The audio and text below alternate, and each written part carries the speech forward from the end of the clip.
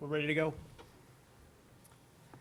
Good evening, everybody, and welcome to the school committee meeting, March 27, 2025.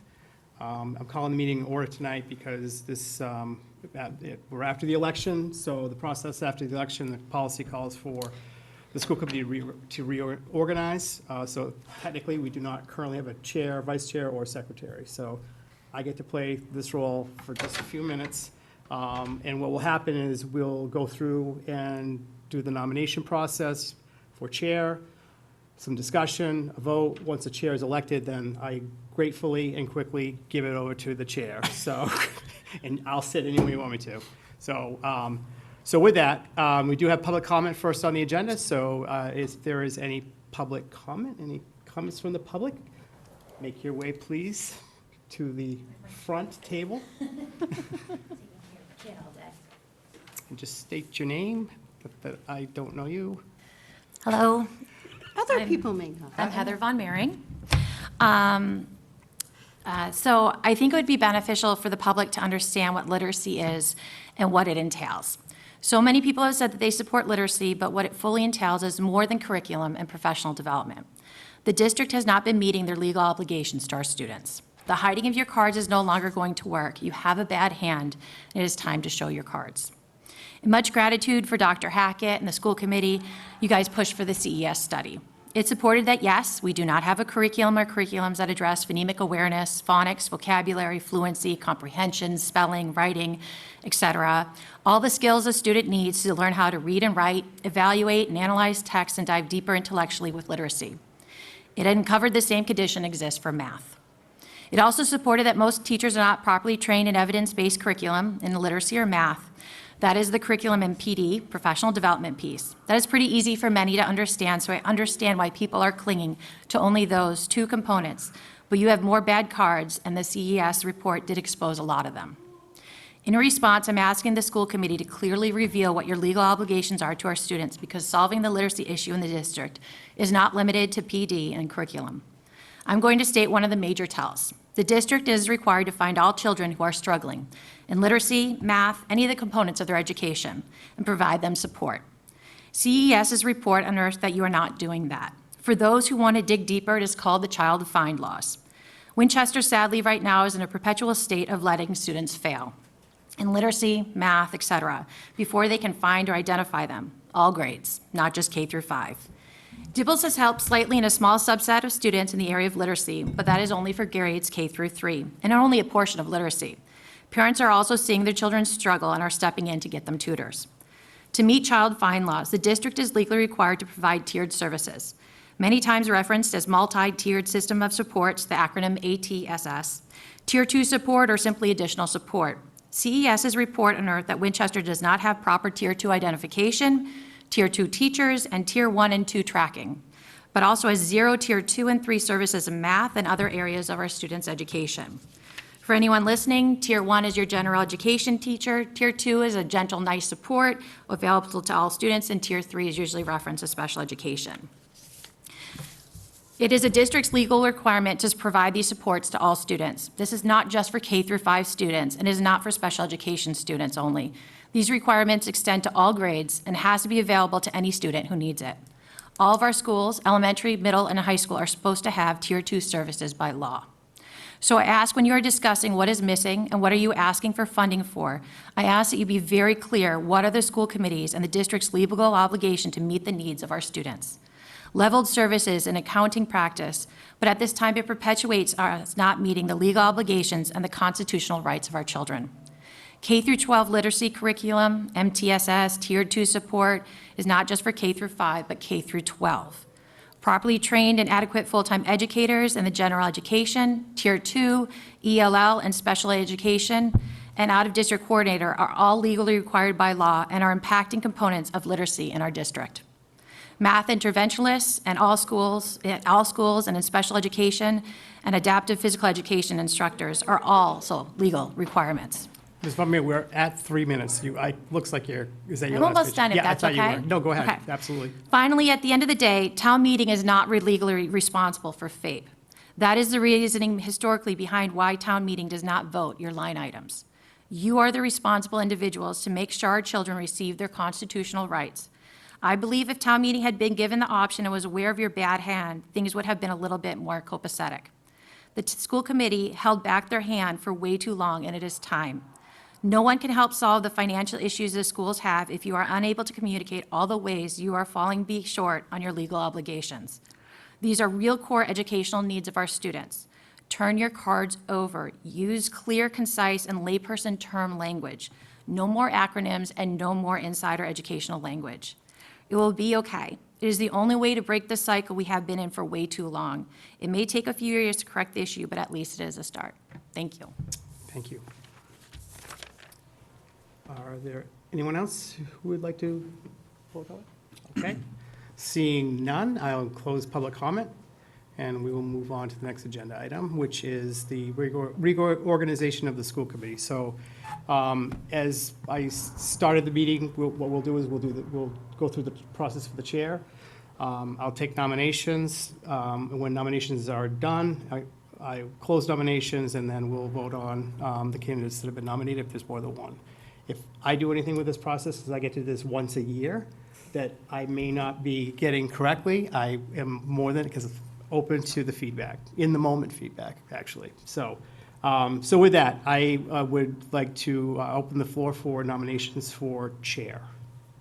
I would suggest that the past practice of the committee that's been working well for us moving into town meeting is to reappoint the current chair through town meeting, and then to schedule reorganization again following that. So I would nominate Ms. Bolognese to continue on as chair through town meeting. So right now, we're doing permanent nomination for chair? Yep, Ms. Okay, Bolognese. without the condition of through town meeting? Because we're taking nominations for chair for the committee. If we want to discuss Okay. delaying Sure. the reorganization, I policy can BDA. also this is- make the, see, look at that, you adjusted on the Well, fly. I know. Then I would move that we reorganize following town meeting. Okay, so I will accept that motion. I have a motion on the floor to delay the reorganization of the committee as provided by School Committee Policy BDA. And if I would ask if there is a second to the motion.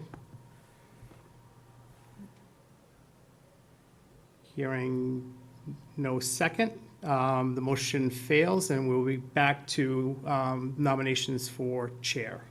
So I'd like to nominate, very similar to Ms. Bergstrom, Ms. Bolognese to continue on as chair for the next year.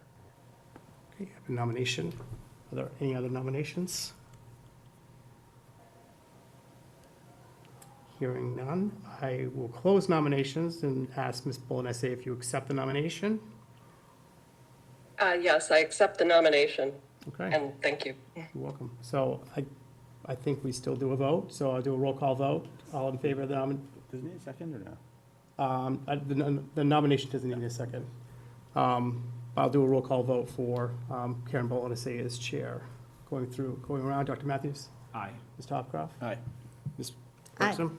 And Aye. thank you. All right, so I have unanimous. And I vote aye. I assume the chair votes aye? Sorry, I would have been surprised had you not voted for yourself, but, so with that, I am going to turn the meeting over to the chair. Thank you so much, and I'm happy to serve again, and there's very important work that lies ahead of us on a number of fronts. And I think it's important to stay focused, and it's full steam ahead for all of us for this year. So and just a welcome to our newest member, Stephanie Mignardi. Thank you so much, and welcome. And also a thank you to our outgoing member, Christian Nixon, who served for, 15 years. Thank you so much as well. And now I would like to open this up for nominations for the vice chair. Well, I would nominate Dr. Matthews for vice chair. Okay, I hear a nomination for Dr. Matthews. Are there any other nominations? Hearing none, then I would say all in favor, and we will do a roll call vote. So Mr. Hopcroft, Aye. Ms. Minyarji, Aye. Ms. Bergstrom, Aye. Dr. Matthews, Aye. and I vote aye.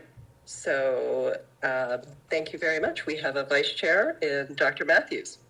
And at this point, since I am remote, I will ask Dr. Matthews if you might take over this meeting, Sure. please. Or So you alternative, can see everybody. right.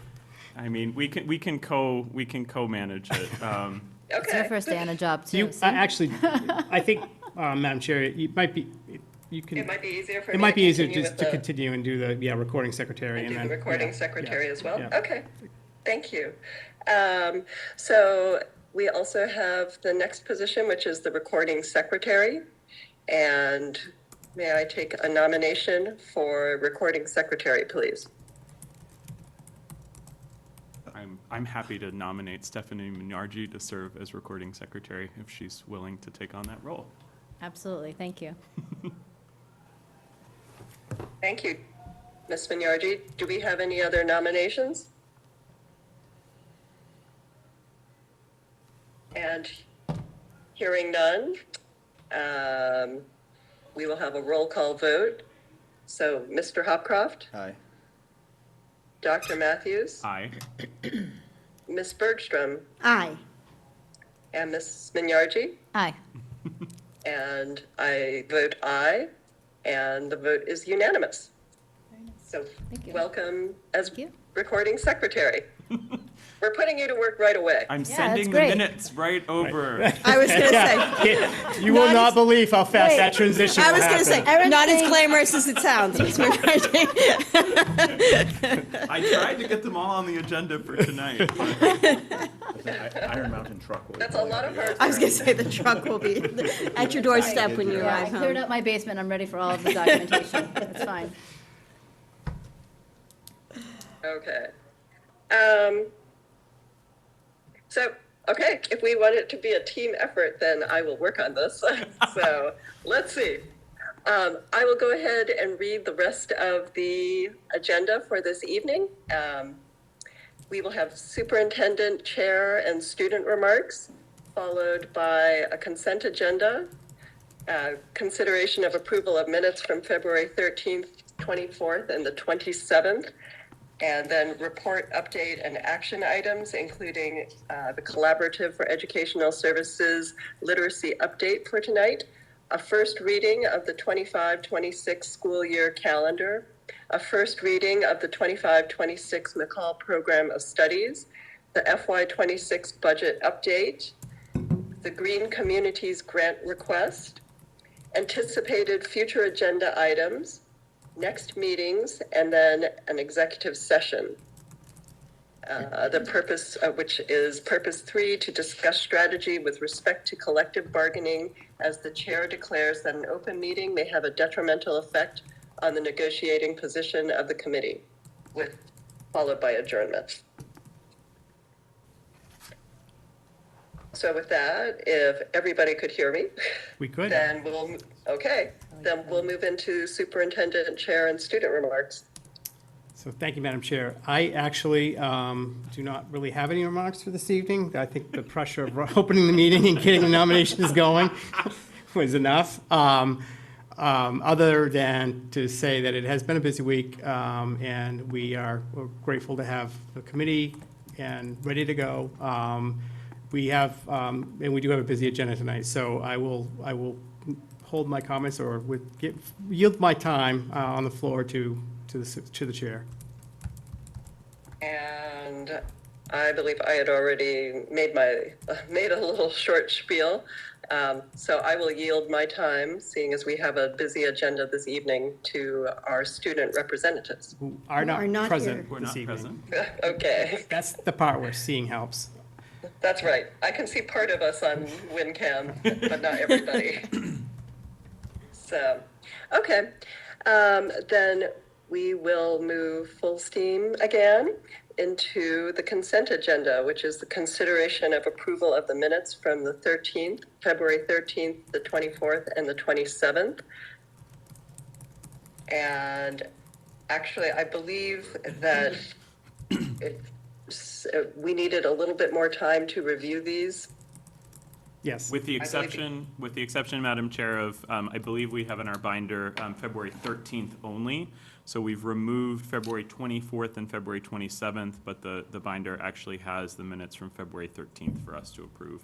So if it's helpful, I would be happy to make a motion to approve the minutes for February 13th as presented. Second. All in favor? I guess we have to Aye. continue to do Yeah, roll we call. have to continue I the was roll gonna calls, say, Yeah. Yeah. Yeah. But I did hear Ms. Bergstrom first. So Ms. Bergstrom, Aye. Mr. Hopcroft, Aye. Ms. Minyarji, Aye. Dr. Matthews, Aye.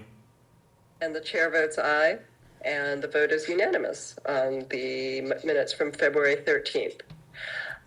We'll move on to report, update, and action items, and welcome to the Collaborative for Educational Services.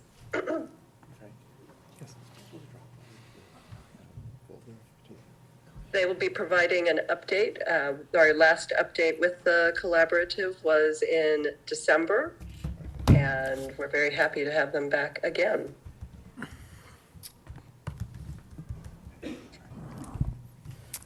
Hello, it's nice to see you all. Welcome back. Welcome back. Thank you.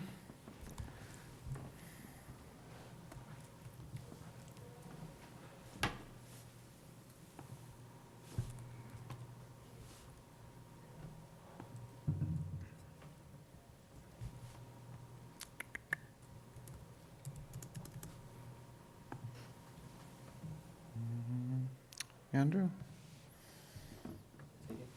It, It's contractor.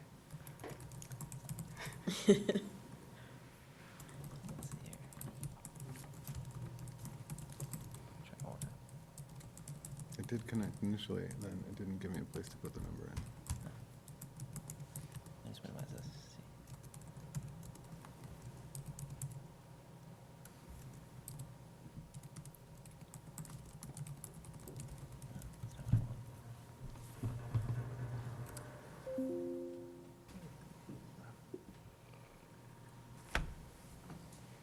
I could restart it and I'll probably find it again. You want to try restart? Yeah, or- I'll try restart. Bear with us for a moment.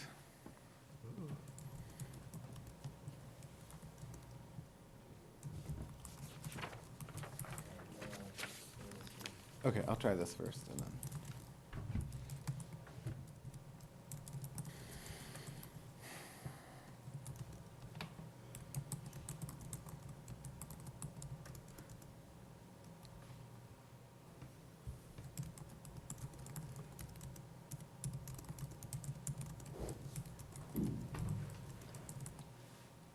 And to be clear, Ms. Bolognese, we don't have this in our binder So either, the school correct? committee will actually find it. I did forward it to you in an email, so it should be at the top of your email. Okay, thank I you. don't have permission to share yet from the collaborative, so Okay. I just Oh, had do I have go to hold. reset my permissions? Sorry. Okay, all Wait, right. it should be, I didn't take it personally at all. should be a published to web link. I think everyone can see it, I just can't share it with the actual document, I just forwarded your Oh, I email. see. Yeah. Okay. Thank you, that helps. Okay.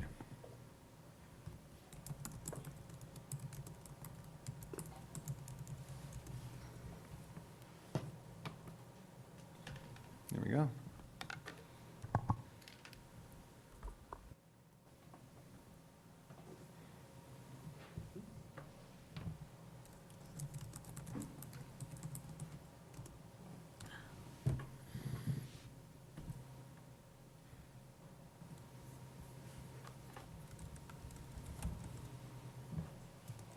Those are my kids.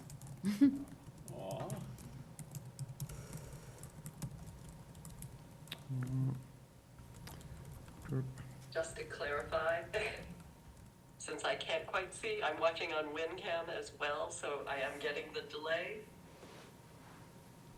I think Tom has just connected, Yeah. Madam Chair. Okay. Yes, All sorry. right. Okay, so there was okay, so that was It's a been, text. yes, Delays, a the little bit of delays glitch. me. We are now, Do you want me to? Okay, Okay, we're cooking. I just wanted to make sure I wasn't missing something. All right, so it's lovely to be here again, and I'm happy to be going so quickly, although I did very much enjoy the student presentations last time. But here we go. This is our team. Gwen is in school committee meeting right now, so was unable to come, and that has been a lot. Oh yeah, and Sahara just recently had a baby, so you're stuck with me again. Baby's gorgeous. I should have put a picture in the slide deck. Okay, so this is our elementary literacy team. I just can't emphasize enough how important the role that these people are playing is. And then not on here, but also very important are Christine Capodano and Leslie West. Thanks. And actually, a shout out to Erin Allen, who is now a de facto member of the team also, because she's doing an enormous it's going amount to be of work. short-lived, because I should announce that Erin is going to be leaving. She's moving to New Hampshire, so I couldn't talk about it last meeting because I emotionally wasn't ready That's to say it. crushing news. I didn't want to break your heart either. Yeah, I know, that's very sad. Okay, so, but we are here to support the ELT and for me to point out some accomplishments so far, and just to think about, you know, what I also wanted to encourage you to think about what ways we could support them, even if it's just in cheerleading, because they have a big lift over the next few months. These people are running a marathon at sprint speed. We're even having an impromptu meeting tomorrow because as they've started to delve into curricular materials, they've found that we need to like revisit our process. And that's kind of how this whole team works, is they make observations, they learn something, and they adjust, and they learn something, and then they adjust. And I feel like that's a really important feature of the team for you to know about. So the research that we did in the spring, we put the needs into 3 overall areas: curricular coherence, communication and culture, assessment, and student support. And we've since broken that down into sort of some subsections so we can focus in more on specific aspects of the literacy program. There's been, some learning and adjusting has been going strong in each of these areas as we're figuring out how to sort of revamp the program. I would say if you only take one thing from this presentation away, it's that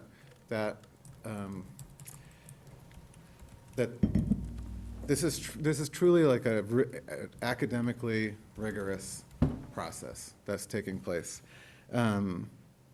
and that there's been, the disciplined inquiry, that sort of vibe of disciplined inquiry is happening in all 3 of these bucket areas, and I would say, and that is like beginning, it's also developing and strengthening, and that is more than any one particular outcome. I would say that's the real prize that you're getting from the ELT, because that's going to carry you through, and I'll come back to that in a minute. But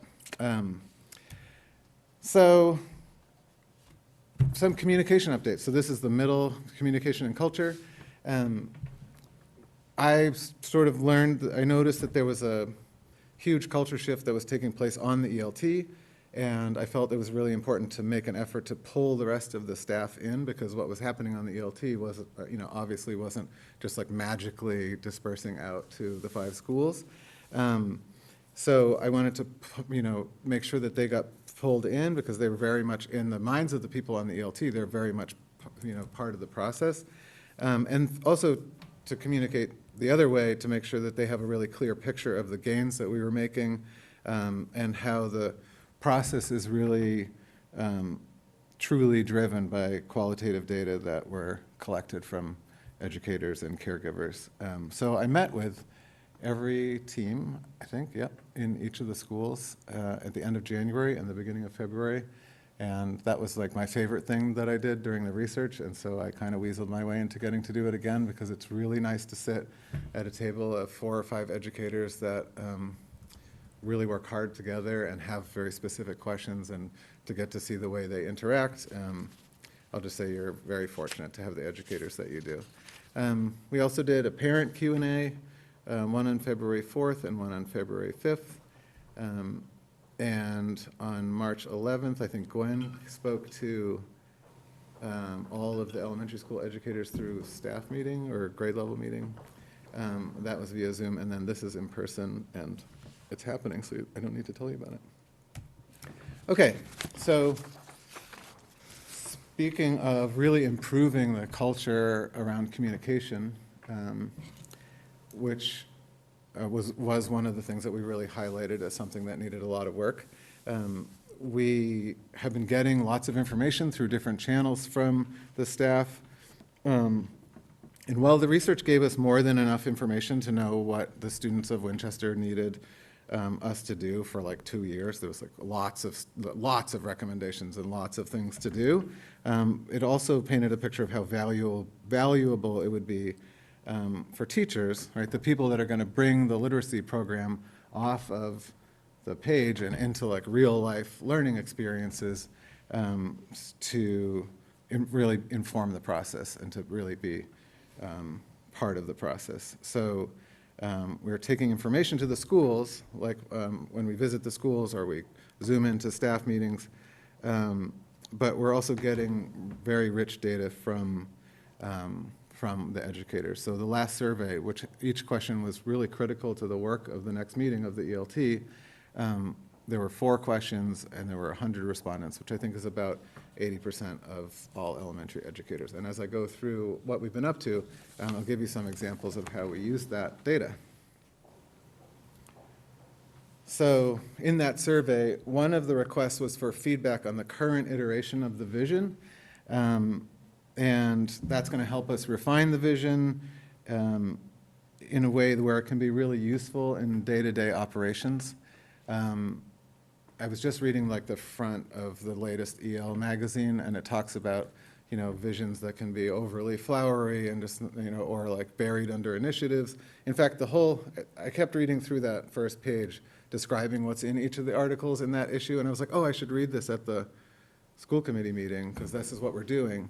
And then the next paragraph, I was like, oh, they're doing this too. And I was like, oh, they should just read the whole thing. So I didn't bring it. But the first thing they talk about is the importance of a clear vision that is really designed with teacher voice involved. So educators gave feedback on the bullets that we have right now in the vision, and some tweaking is taking place, and that's like an ongoing process. The other thing that we're doing, I'm going to sort of go into most of these in a little bit more depth as my slides go forward, but is development of a program description, continuing to improve communication and culture, which is obviously a much longer project than, it's like, you know, we have a lot more to do. But the shifts that we're seeing I feel like are remarkable. And then Gwen and I got to see some practices in real life. We got to see some U-Fly lessons and the literacy, you know, how literacy is being enacted right now in the schools, and that was very informative and exciting, and I'll tell you more about that. We adopted a system for gathering longitudinal data from K to 5. It's not the complete set of assessments that we want for the program, but it's a step in the right direction. And then decisions and vision about PD have been taking place.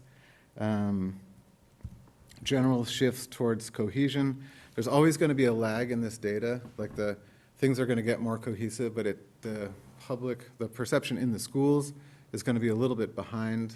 It just takes a while.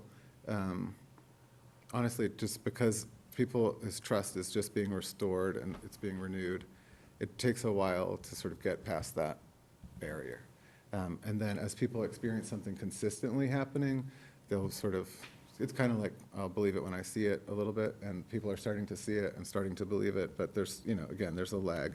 And then I talked about this in January, there's like an undercurrent of relational trust in the ELT, and that is still what undergirds the whole process in the ELT.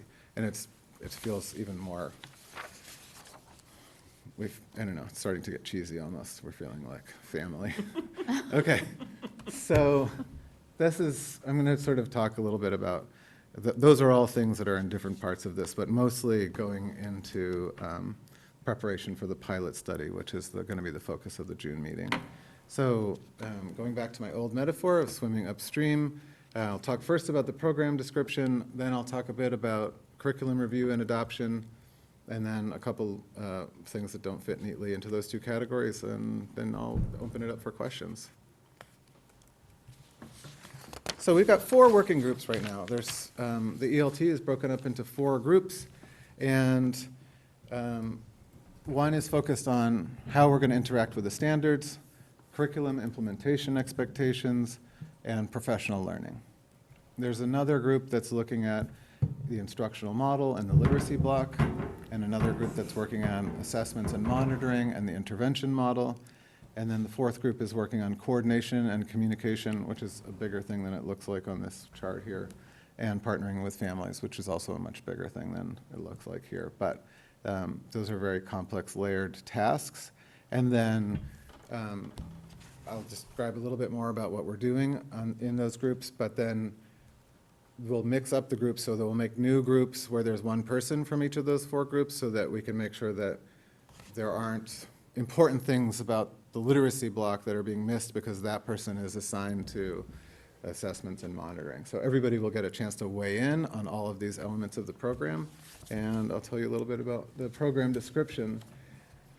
So the idea is that we select 3 to 5 expectations that it could inform a proposal or reasonably translate into a district-wide expectation. So that was the main thing that, or that was one thing that really stuck out to me in the research, was there weren't too many very clear district-wide expectations, like every 3rd grade classroom is going to do this, or we're all going to use this particular curriculum. And I think I said this last time, but I found it odd at first that the teachers were asking for that, because most places I work, they're saying, you know, this vertical and horizontal alignment is killing us. We've got no room to breathe. They don't trust us.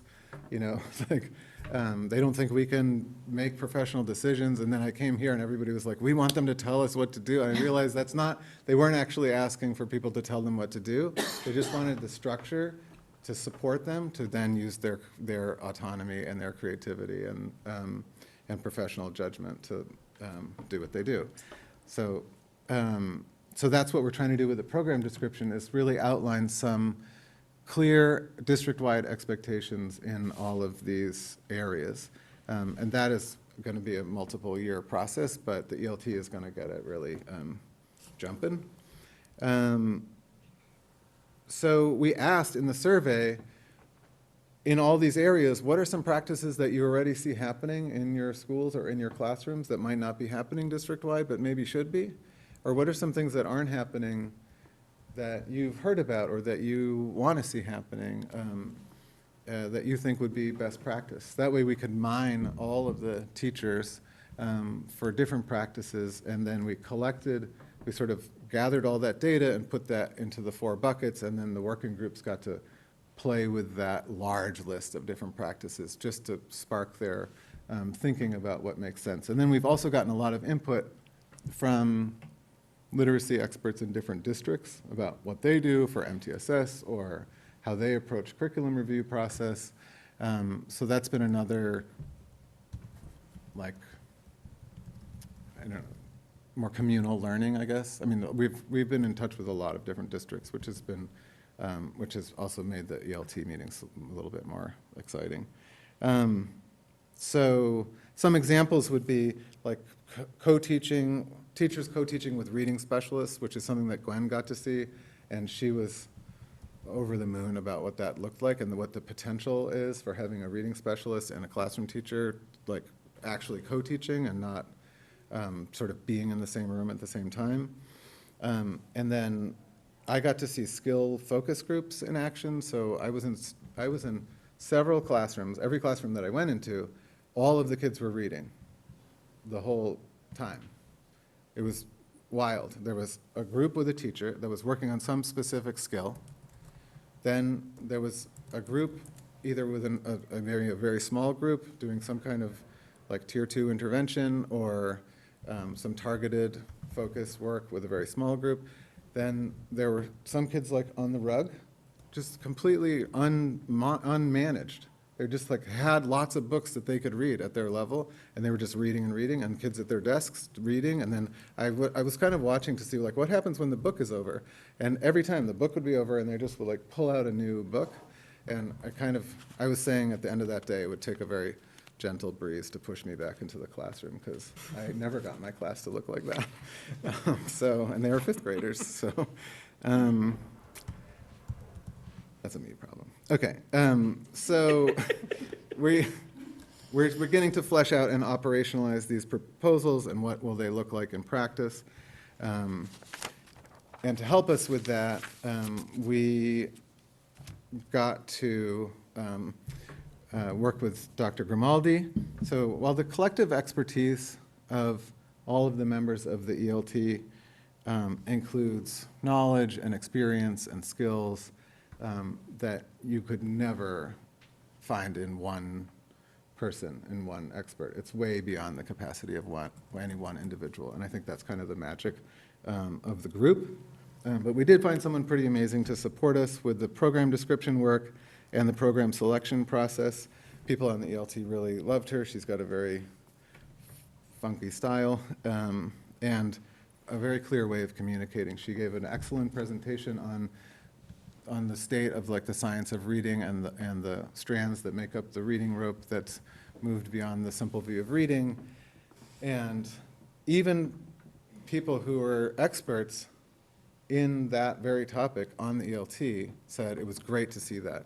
And it was just great to be to all hear the same message and be able to talk about things with the same language, and to really think about those individual aspects. And where it's come up a lot in my mind as a former 5th grade teacher is I really get how there's particular strands of components of building literacy in the brain that are going to be the focus in K1, 2, and 3. But in 4th and 5th, if you hadn't already been an early elementary teacher and you're a 5th grade teacher, that's a little tricky. Like if you have a student, I was a math interventionist, so I can make an analogy there. Like if you have a student that doesn't know how to structure to 10 in 5th grade, but you weren't an interventionist, you're going to be kind of stuck. And there's things like morphology or other complicated things with syntax that 3rd through 5th grade teachers are going to need a lot of support with. So we're kind of paying attention to that through the help of people like Dr. Grimaldi. So, and that was one of the early requests from the spring. We want everybody to get some basic training on like what's going on with reading, so we can all be operating from some common understanding. So Dr. Grimaldi is going to come and provide that. And she's also going to come to our next ELT meeting when the 4 working groups start back in with the program description, and she's going to sort of spend some time with each group so that they can ask her questions, and she will have answers. It's like she just has a lot of information, and if she doesn't, she'll get it for you. So they'll be able, she'll be able to lend her expertise from everything from multiple tiered systems of supports, or the literacy block, or communication and coordination, or professional learning, which she's now part of for the district. So one thing she said at our last meeting was that the curriculum review and selection process was the easy part, and I was like, we are working so hard right now, and you just walked in here and we're like, what you're doing is the easy part. And I was like, that's not really a message that's going to land well. But her point was well taken when she really explained herself. She was saying that, the curriculum, the program, and the materials that you buy are really only as good as the structures and the people that it's going to interact with. So her analogy is that it's like the rebar, and then all that other stuff, the art of teaching, the science of teaching, the district's philosophy of how literacy should happen, all of that is like the cement.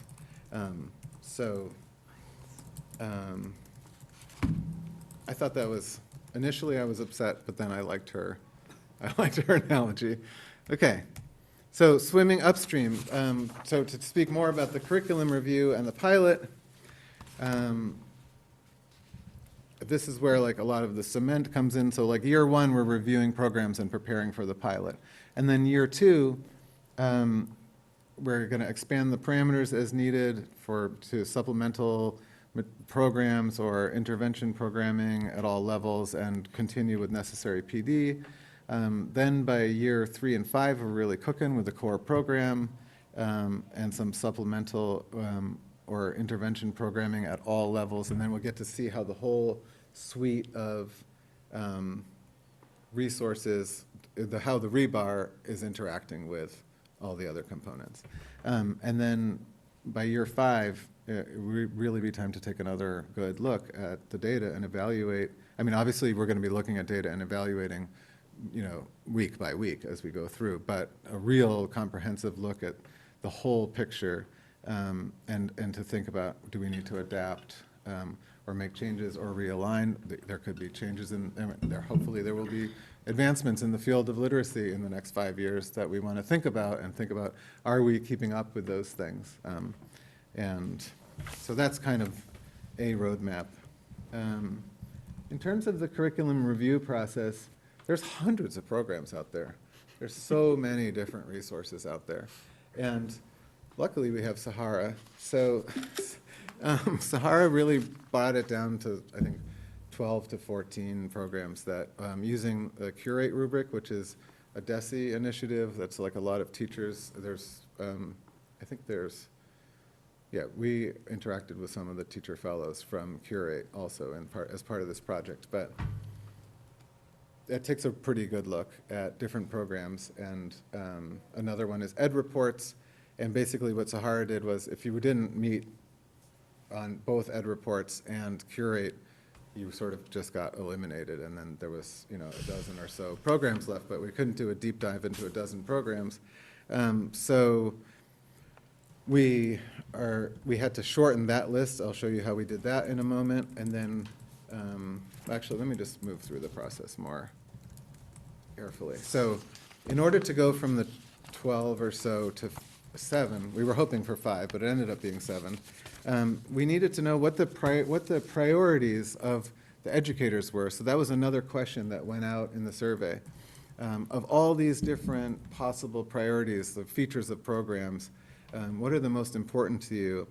And the 3 that came out on top were instruction and classroom tasks, text and materials, teacher supports. Not that the other items weren't important, but these were the clear front runners.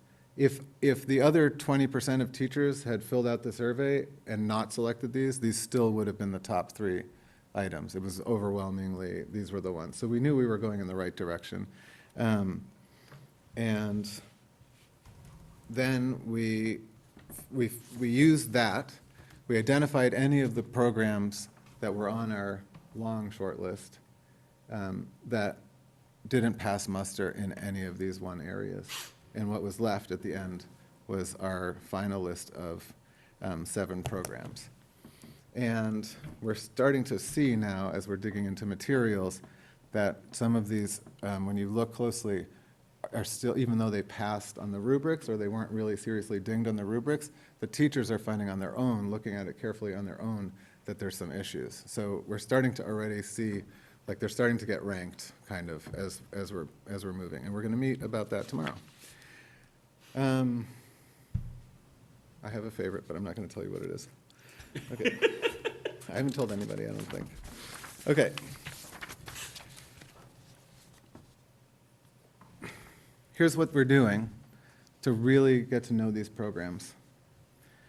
We're reviewing so initially we didn't read every report on every program, right? We just, Sahara helped direct us to the most salient parts in order for us to make the initial cuts. And that's the benefit of having a researcher on your team. She can do some things like that with a lot of metric validity. We're that's the extent of my knowledge there. Okay, so then we're still looking at the reports more in depth and other reports and articles and things that we find. Then sample materials. Erin magically managed to coordinate a huge volume of sample materials and supports for K through 5 from each of the vendors. Then it was a brilliant idea because that's a little overwhelming even if you start at the teacher manual, which was Gwen's advice, start at the teacher manual and then you'll find the things that are referenced in there. It's still overwhelming. We have now introductory videos from each of the vendors, and that sort of introduce what they're looking at so that they have like a framework that's like easily digestible. Lori, I think that was your idea. That was super cool. And then we're going to work in 5 groups focusing on the same domains across programs. So you're going to look at so if I'm a teacher on the ELT, I'm going to look at one domain and I'm going to look at all 7 programs in that particular domain. And that way when we reconvene, everybody's seen all the programs, but just the different parts. And then other ways to get in depth there is site visits. People are going to see these programs in action, and people are really excited about that. If teachers seeing other teachers teach is the best thing ever. Learning labs, I highly recommend that be part of your literacy program.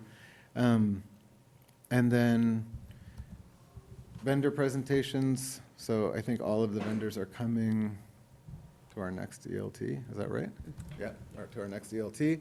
And so the 5 groups that are focused on their particular area are going to be able to go from vendor to vendor and ask pointed questions and see the things and get clarification of things. So by the end of that, they're going to have a really clear picture of, which programs are going to work in Winchester, and not just at one school or the other school, but which program is going to fit the whole district. And then we're also looking at what kind of PD do they offer? What are their trainers like? How much do they charge? What other supports do they have? And all the related costs, because there's, I think, a commitment to get most, if not all, of the bells and whistles. So there won't be what I lived with as a teacher, which was, one of us had a manual, one of us had the anchor text, and we had to jog what unit we were on, and I think that is not going to fly with your teachers, because they really want to have all the things, and that makes sense to me. So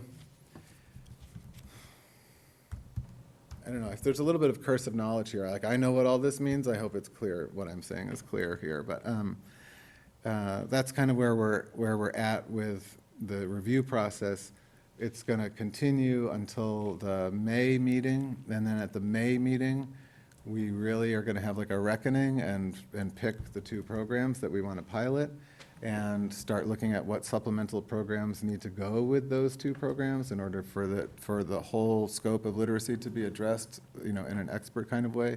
Some of these programs do really well with the foundational skills, and not so much with authentic texts and knowledge-based learning. Mm-hmm. And some of them are stellar with the knowledge-based learning, but if you look at their phonics instruction or syntax or things like that, it's a little like, yeah, well, we have other things for that. So that's why there's like the mix and match plan. I don't think we're going to find a product that does literacy perfectly. I don't think that exists. So that's June. We have the 2 programs. Then, in the background, the steering committee is starting to design the pilot process.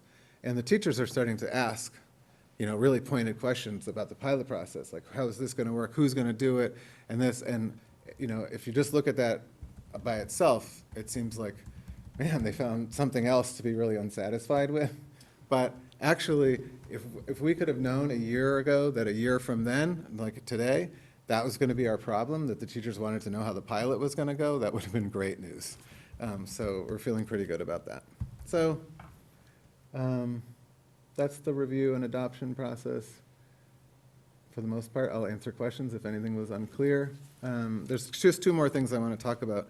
and one is M-Class, which is Amplify's digital platform for DIBELS administration.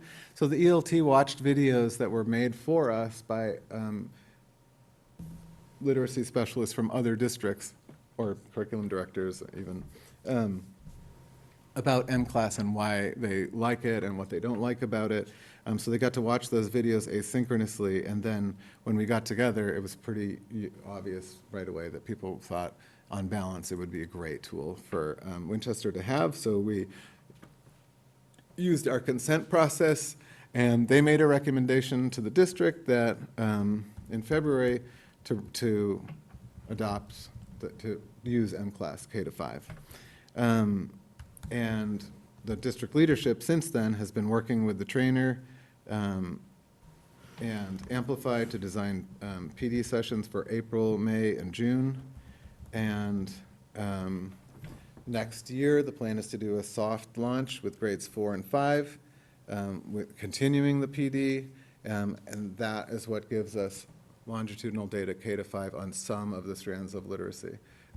Enough that I'm using my math interventionist brain, but if you're struggling in any of the areas that are assessed by DIBELS, your teachers really need to know about that. So some things to note here, thinking back on our findings in the research in the spring, one of the things that was asked for is we need some universal measures. We can't say, in this school we're doing this and in this school we're doing that.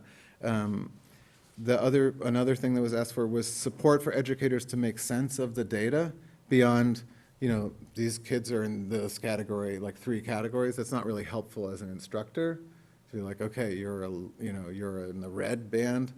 And I'm not saying that there isn't a role for that kind of data or looking at data in that way. It's just there's not a big role for it in the classroom. If I'm in a classroom, I want to know my student doesn't know what to do with syllables in the middle of a multisyllabic word, and then I know that I can help them with that specific skill. So M-Class provides a lot of that detailed data and will group your students and provide you also with some support for what to do. And I believe, correct me if I'm wrong, but I believe that there's also some materials for parents to know what's going on with their kids. So, yeah, okay.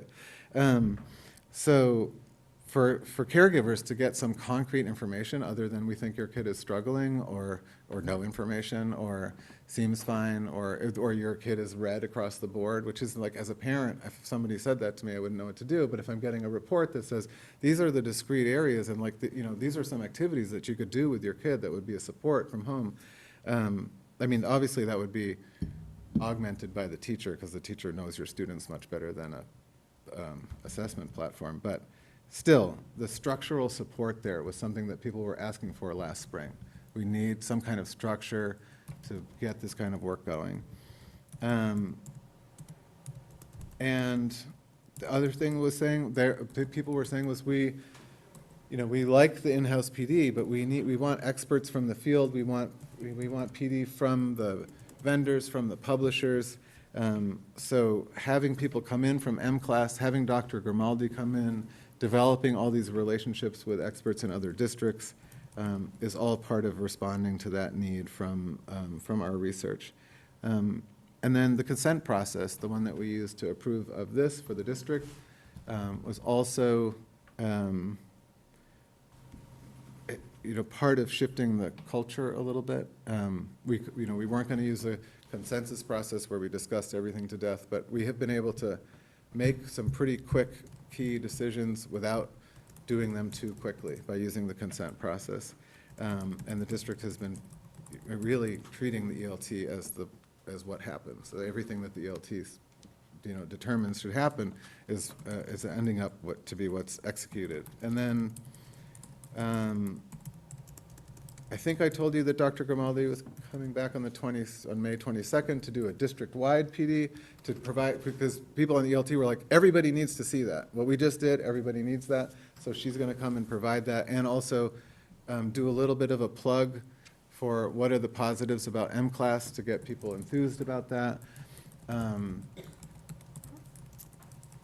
I think that rolling out the careful way that the M-Class rollout is being designed, like PD, April, May, June, a core group of people that are going to be able to make it happen in 4th and 5th grade without overwhelming the 4th and 5th grade teachers by saying, you figure this out. I think doing it in that careful, supportive way is going to build some trust for the pilot process. Because if they see that here's a new initiative and it's not just being put on our lap, but here's a new initiative and here's all the supports that go with it, that I think is going to gain a lot of trust. I'm sort of looking forward to seeing what happens there. And then hopefully there will be a lot of enthusiasm for the pilot, and we'll have, that will just be a lot of success. So that's a lot of momentum. And then the last thing I wanted to share with you is that there's been a posting for the literacy coordinator position. There are some promising applicants, and I'm really excited for this person, whoever they are. The process of selecting this person is going to mirror the culture shift coming out of the ELT. Like Dr. Hackett's focus has been, he's been saying this since the beginning, teachers at the table, students at the center. So we're going to work carefully to make sure that all of the things that we're adopting are just right fit for the district and for the students. And if that turns out not to be available, we're not going to settle for, we're not going to settle for an okay program. We're not going to settle for an okay literacy coordinator. We're going to get the right person for that position, and it looks like we're on track to do that. And that will keep us working with the most current science and whatever is evolving in the state of the field.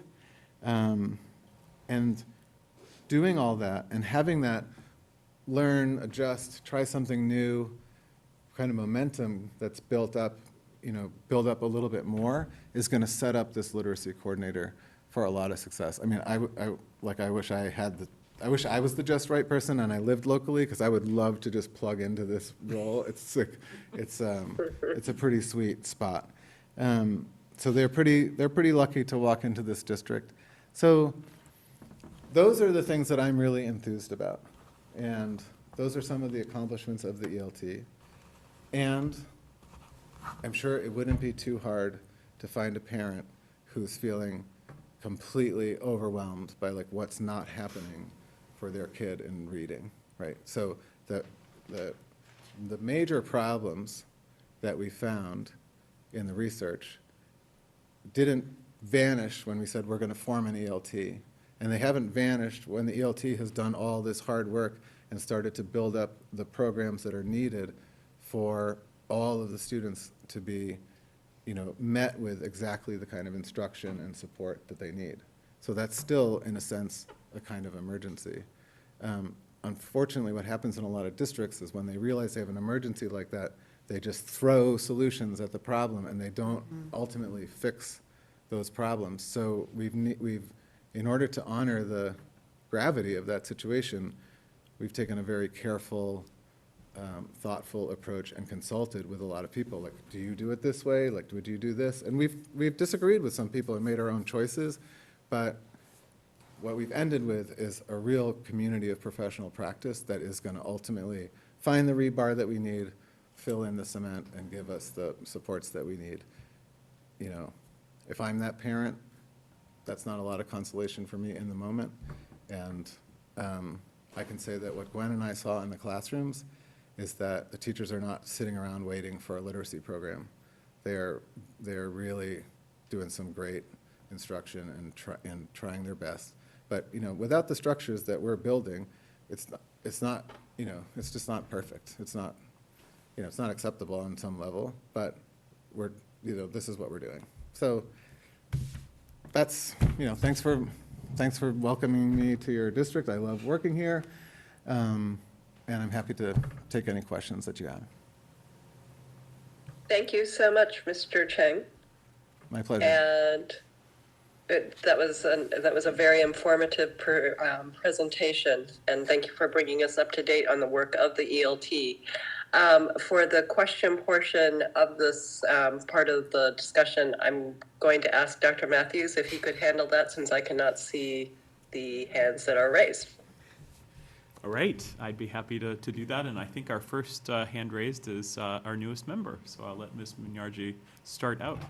Thank you, Madam Chair. Thank you, Dr. Matthews, and thank you, Tom, for coming. This is a great update, and as someone that's been involved with the original survey on the parent team, I love your whole staff. So Sahara, congratulations to her. I just had a couple of questions, so I'll start from the end of your conversation and work my way back to the beginning. Regarding the literacy coordinator, who is on that selection team? And is there going to be a parent representative, or is it going to be all members of the ELT? It would not be all members of the ELT. I know there's a design to have input from parents in the process, but I don't think there even is a team selected yet. Okay. Yeah.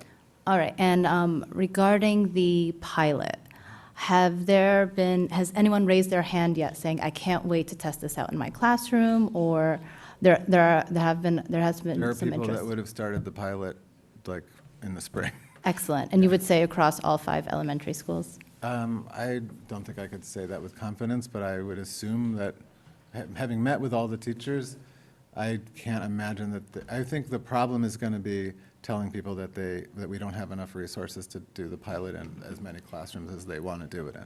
I think that's going to be the problem. That's a much better problem to be in. Yeah, excellent, yeah. excellent. So, Although I have to say, though, it's a big ask to put on a teacher to learn 2 new curriculums and to pilot them in 1 year and do all the communication that's necessary. And so the same teacher will receive both pilot programs, or are you going to do one teacher will do program A and the other one will do program B? no. Anyone that's piloting the program would pilot both programs so that they have the benefit of being able to compare and contrast the programs, which is the purpose of the pilot. Sure. So if you have one teacher doing program A and Right. one teacher doing program B. With a then there's different set of disconnect. students, and right, then so the that wouldn't make students can't sense. weigh in either, right? But Right. students that get to experience both programs can give a lot of feedback, and that will be really helpful as well. And if you could go back to your slide where you listed 7 programs, I believe? Yep. The final core.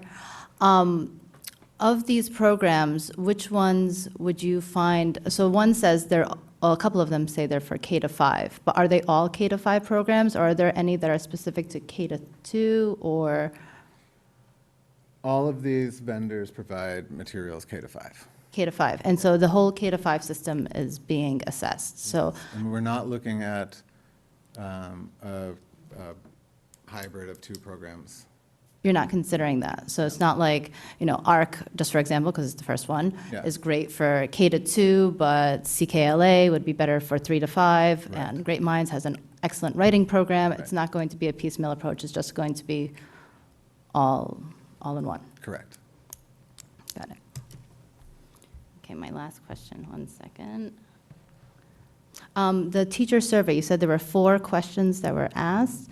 Is there a summary report out there to show us the questions that were asked and some of the responses?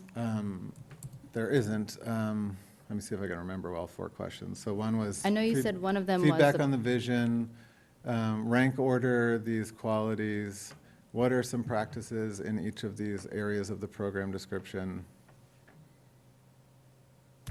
And a 4th question, which I can't think of off the top of my head. I'm not sure how useful it would be to, that's like raw qualitative data that we're using in our ELT meeting process. But I don't think any of it is earth-shattering. It's just like teacher preferences. Okay, Yeah. all right. Can I clarify Ms. Mandrari's question about the pilots?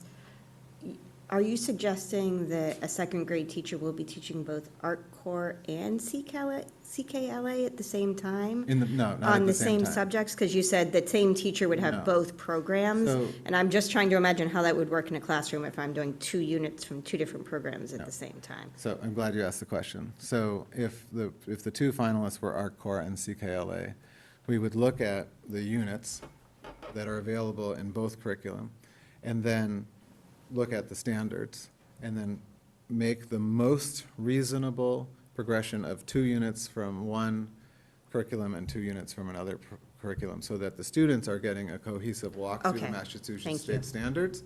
And then they're getting one experience of the ARC core style of addressing the standards, and then another experience of the CKLA style of addressing the standards. So I can't underestimate how much learning that is for the teacher and the team, because there's the interventionist, there's special ed, Right. there's just an enormous amount of learning that needs to happen there.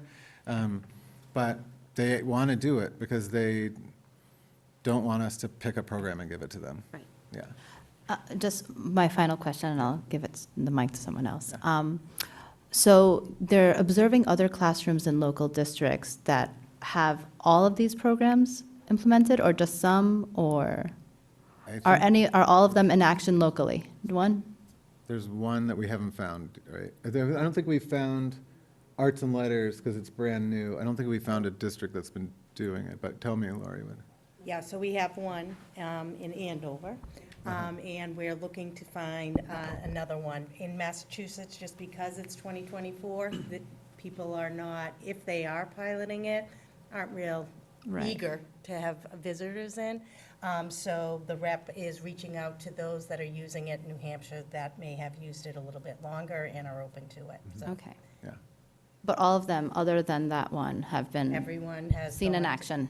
Mhm. Excellent. I just want to come back to your other question about whether we would do a hybrid of, like my school district does a hybrid of two different programs.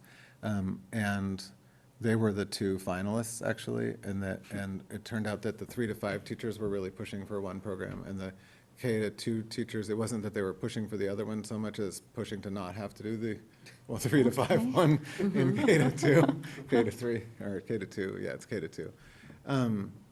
And interestingly, those camps have kind of shifted around a bit since they've seen them in action. I think they just, well, you don't need to know about my district and its process, but, so I would say that in the spirit of what I was trying to describe before about the ELT and how when they learn something, they adjust, I think if they get into these materials and they see, it would be magic to do 3 years with this program and 3 years with that program, that no one would hold their tongue. You know, whoever thought that would say it, and then we would consider it. It just, my answer to your question was like, how are we designing the review? And the review isn't designed to say, look at each grade level independently and see what you think we could cobble together with the different programs, because I think that might short circuit some people, you know, I think, Right. so we'll sort of see once we do the deep dive. Okay, Yeah, thank you. sure. Others who have questions? Dr. Hackett? I would just only ask, could you speak a little bit to the conversation that's been having around supplementary materials in the case that there is a curriculum that gets selected that maybe isn't as good a fit with certain standards in 3 through 5, and how ELT is thinking about that? Sure. I would say the rockiest moment was a position that my team took about UFly. So many teachers have started something and then been given something else, and it's frustrating. I know what that feels like. And UFly, a lot of teachers are finding a lot of success with it, and they're seeing what's happening for their students, and they're like, please don't take this away from me. So we have no nefarious plan to remove UFly from the district, but our process has been to figure out what are the best products out there, what are the best programs out there that go together in the best possible way to help students really braid that reading rope fully, like in a way where they can read the way I saw those students reading, just like turning through books and enjoying it and making meaning and developing content knowledge in other areas. So when people are saying, oh, are you going to get rid of UFly? I think it's highly possible that UFly would be the choice to continue to do that phonics work, but we weren't going to use we're already doing it as a criteria. So, I don't know. Okay, so other supplemental programs. In an earlier survey, we asked teachers to list all of the supplemental programs that they knew of and that they thought were worth looking at, and we have that compiled. We're just not in the part of the process yet. It doesn't make sense really until we have selected the 2 programs to look for things, if there are things that need to be subbed out. I don't know. I would say that leaves a concern for me, that we have a very short window of time to do that part of the work, and that it's possible that that part of the work will like bleed into the pilot year. But the hope is that not be the case, and that might end up causing us to default to UFly, and a lot of teachers will be really happy about that. So I don't know. That's my best answer for that. Could I just interject and piggyback off of that question, because some of my questions are getting taken along the way. So Dr. Hackett had just asked about the supplemental programming, and I was also wondering, I think in one of the slides you had mentioned the supplemental and intervention programming. What was the intervention programming that was on one of the slides? I think it was near or after Dr. Grimaldi's introductory slide. I think that was the concept of supplemental programming for intervention. But we are not currently sifting through particular programs. I mean, we know a lot of popular programs that districts locally are using, and we know a lot of the combinations of core programs that people are using with particular, there's Heggerty, UFly. There's some suites out there that are working for people that we know about, but we're not currently having conversations about which supplemental programs we're going to use in the pilot, because that's just not how the process is playing out. We need to pick the core programs first, and so if the core program does a great job with phonics and phonemic awareness, we're not going to then also double down with UFly. We might use UFly as an intervention in that case, or Orton Gillingham, or there's a lot of options out there. We're pretty we're neck deep in things to look at and review and consider. Oh, thank you. That actually Sure. clarifies that for me too. Okay. Thank you. Yeah. Mr. Hupcock. Yeah, thank you. Thank you, Mr. Chang. This has been really, really helpful. It's a great update. I appreciate the process that you've walked through. It seems like there's a lot, and you're being very inclusive and thorough. So I do appreciate that.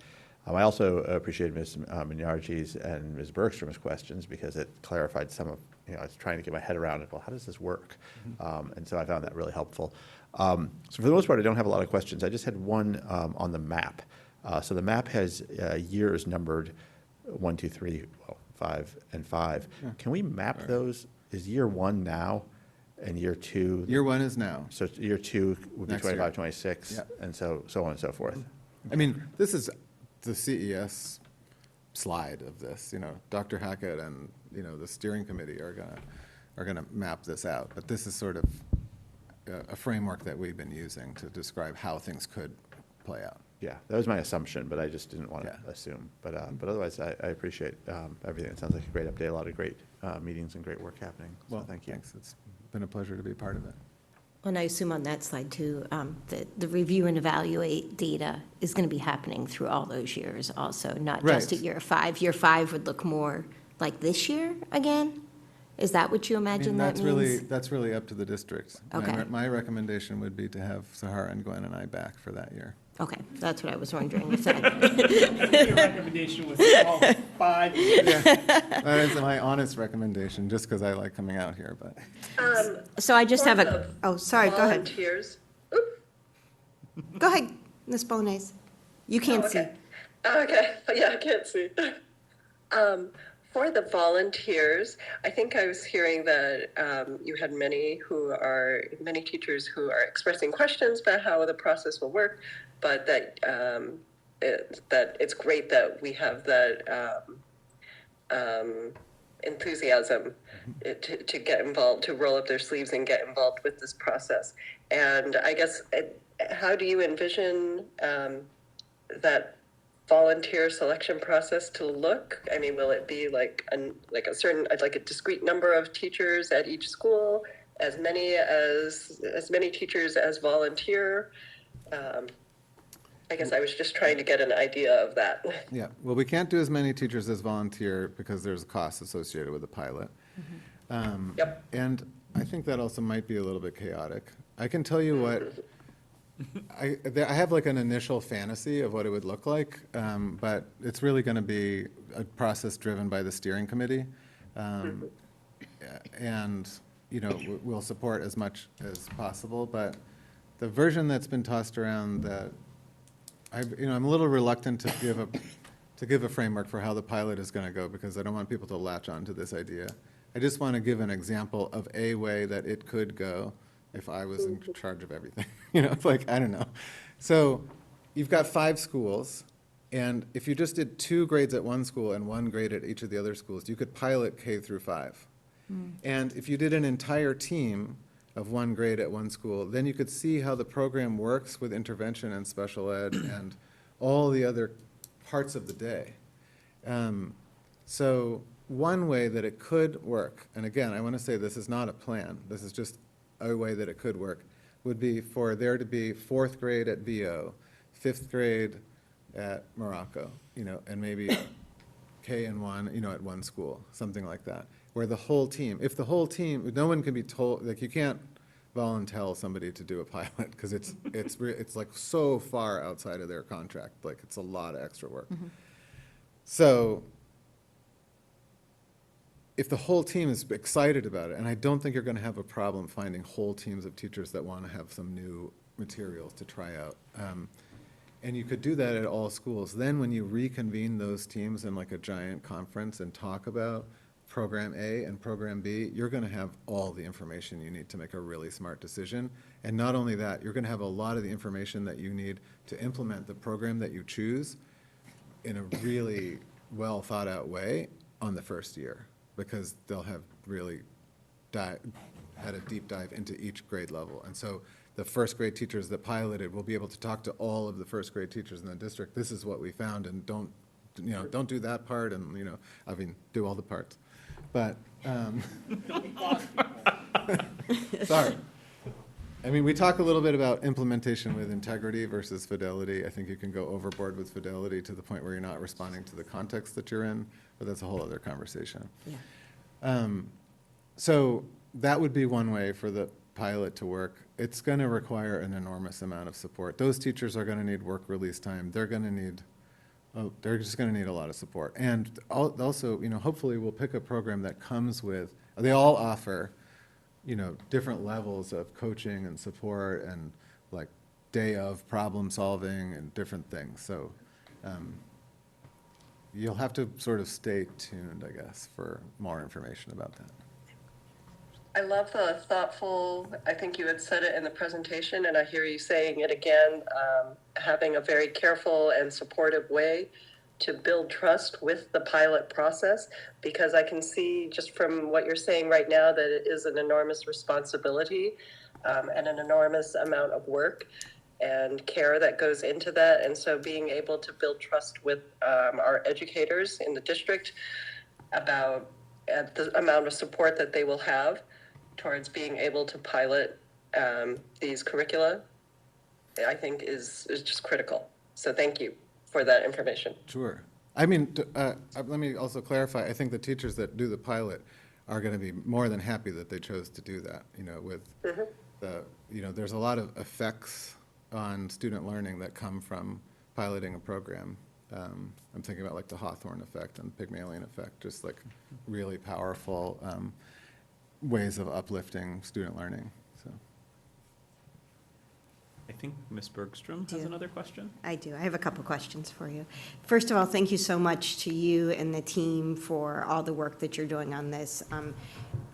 It's so organized, and you, as you said with Ms. Grimaldi said, this was the easy part. You do make this sound like you're all coordinated and that this is a smooth process for you.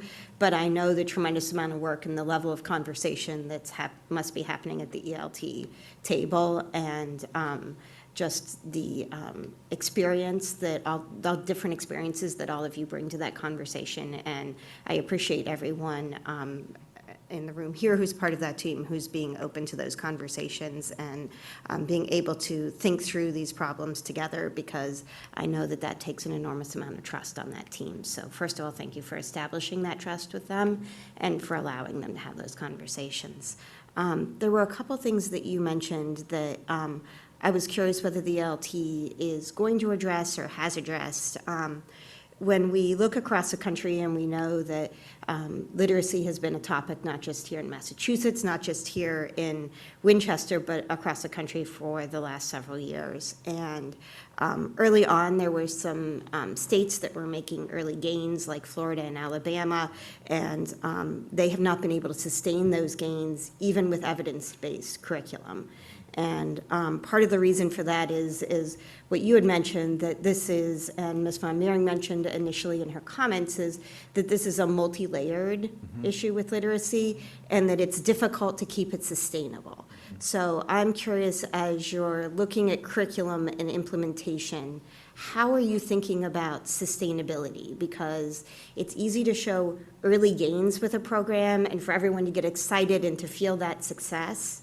But to sustain that success over time and to build a system within a district that will last us not just through the end of this pilot and implementing the curriculum, but for years to come. Is that part of the process in your thinking as you're going through this? So, bye. So I would say there are aspects of the process that will build capacity for teachers to have a better experience and for this to be more sustainable. Many of which are just the absence of things that were bothering teachers, and then the presence of things that they asked for, I think is going to change what the experience of teaching is. But I think your question is, are we explicitly addressing that concern? And I would say we're not explicitly addressing that concern. And perhaps we should be. It just, we haven't been looking for things to add to the process, but when you describe whole states making significant gains and then it dropping off, that makes me feel very worried, and I want to make sure that we do think about that. I would say the thing that makes me feel most hopeful about that particular thing, again, is this culture of learning and adjusting. The thing that makes teachers happy to come to work the most is being effective, right? I mean, there's not a lot of other reasons to come to work as a teacher, but when you nail it and the kids are chugging along and you're really making that progress happen, that's $1 million a month, that's so cool. And I think that really only happens when you have a culture of disciplined inquiry and reflective practice. And insofar as we're building that and not just throwing a program at a problem, but we're building a culture of thinking about, is this working? Is this the right material? Is this the right way to present this material? Is this the right number of minutes for writing about reading in our literacy block? If those questions are constantly live questions instead of, we've created a new static plan that's going to get stale after 2 years. I think, I don't know what happened in those states, but maybe they had really beautiful PLCs and discipline inquiry practice, and there's some other problem that we need to watch out for. But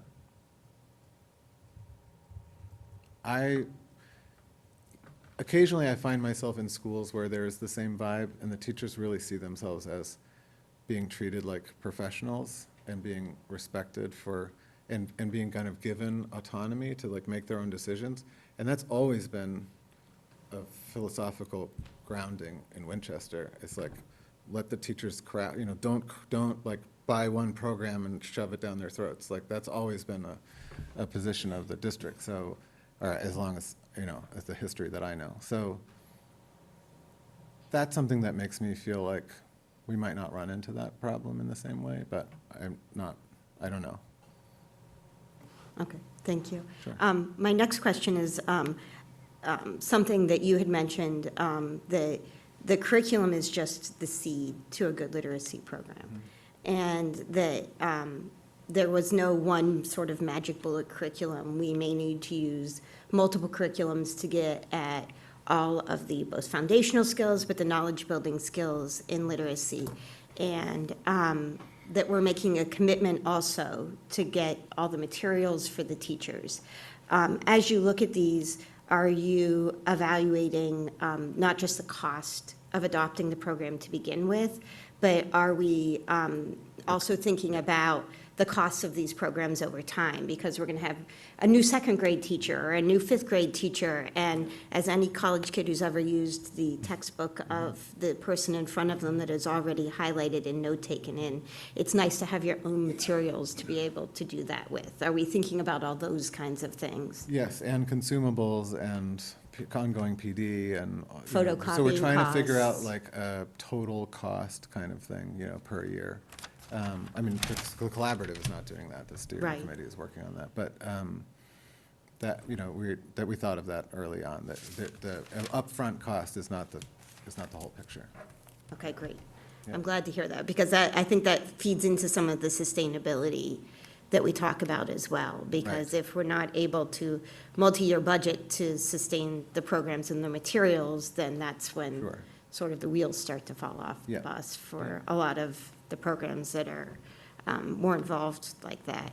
I would, Go ahead. there's an additional cost too of, you provide PD for your staff and then you have new teachers every year. Exactly, right. And so I think that's where our in-house, literacy specialists and coaches will be able to sort of bridge the gap between then and the next time there's a full district-wide PD. But, so there's some cost mitigation in the level of commitment the district has to coaching and literacy specialists, which is not to be discounted. And they're also being invested in terms of PD. So there will be, it makes sense for a district of this size to have a force like that. So. Okay, thank you.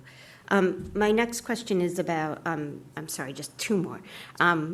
A lot of the states that were early adopters of evidence-based literacy and adopted new curricula are now starting to really be a huge voice for that curriculum's not enough.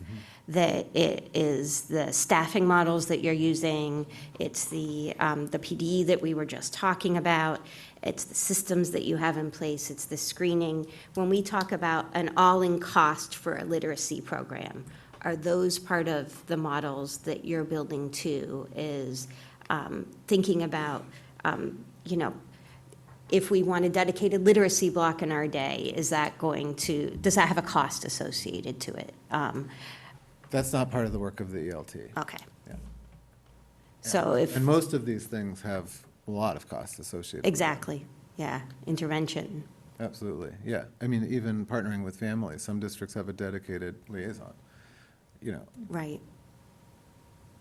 So when we're talking about the cost of literacy and the literacy program, none of sort of the systems-wide costs are part of that. We're only looking at the curriculum cost, being able to sustain that, and the upfront PD right now. The collaborative and the ELT aren't really looking at any of the costs. The steering committee, we went to the steering committee to say, are any of these deal breakers cost-wise? And I think Sahara gave some initial figures, but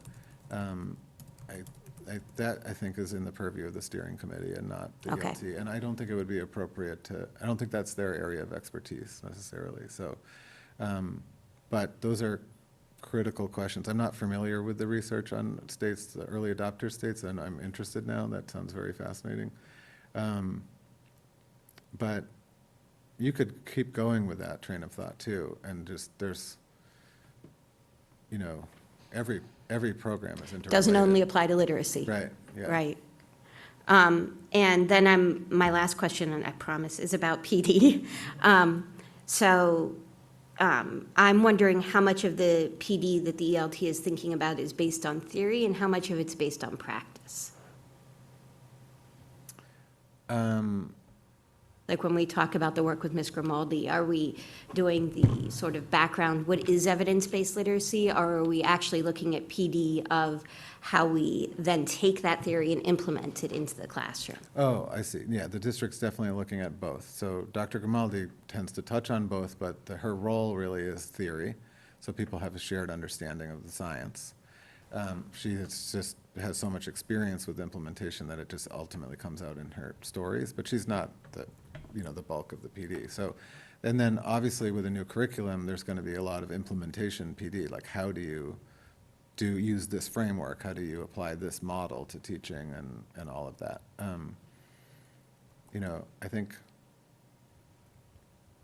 if there were magic wands, right, we could have, 1 day a week of PD.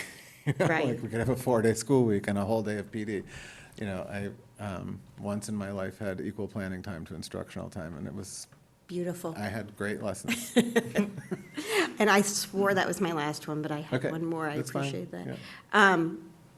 When we're looking at evaluating the programs, you mentioned Ed Reports and Curate.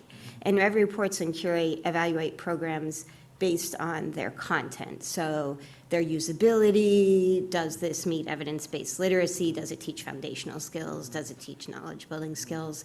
But neither Ed Reports nor Curate have any scores for curriculums based on how effective they are at doing those things. So are we thinking we will be relying on the embedded assessments as part of this program to determine how effective our programs are? Is the ELT thinking about that at all? Are we using MCAS? Are there a number of different ways of getting at that you'll be thinking about? There are.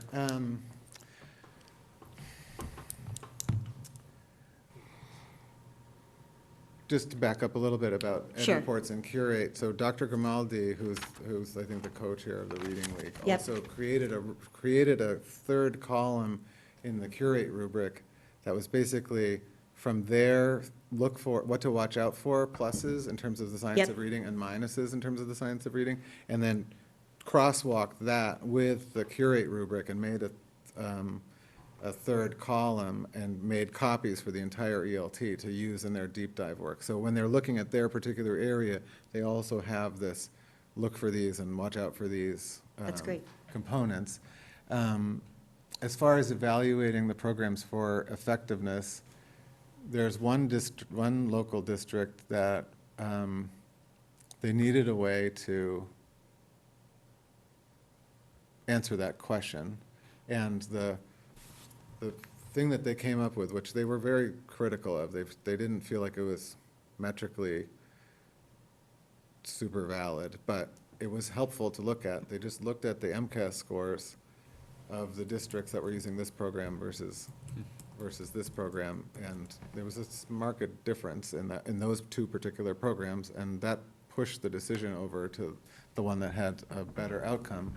But that kind of satellite data really only measures a certain kind of learning in a certain very biased way, and so I don't really have And only certain kinds of reading, too. Right. Right. Yeah, and under very specific conditions. Right. And for particular kinds of learners. So I wouldn't recommend doing that. That's the only thing I saw that comes close to answering your question. And other than that, we don't have a plan at the moment to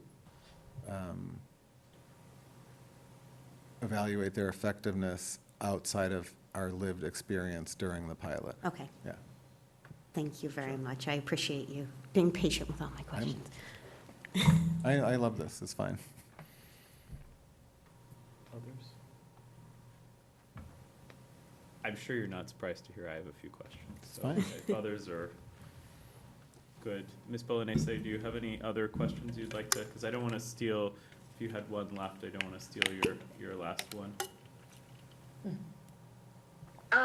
No, I don't have a particular question. Okay. I had a few comments at some point, but Yeah, it's okay. well, I think we'll come back to that. So I have sort of, I guess I have two big questions. One of them is multi-part, but so I guess I'll just start with the idea of the extent to which we've actually looked at these curricula around 3 dimensions. So one of them is the needs of multi-language learners, because obviously that's a growing population in our district.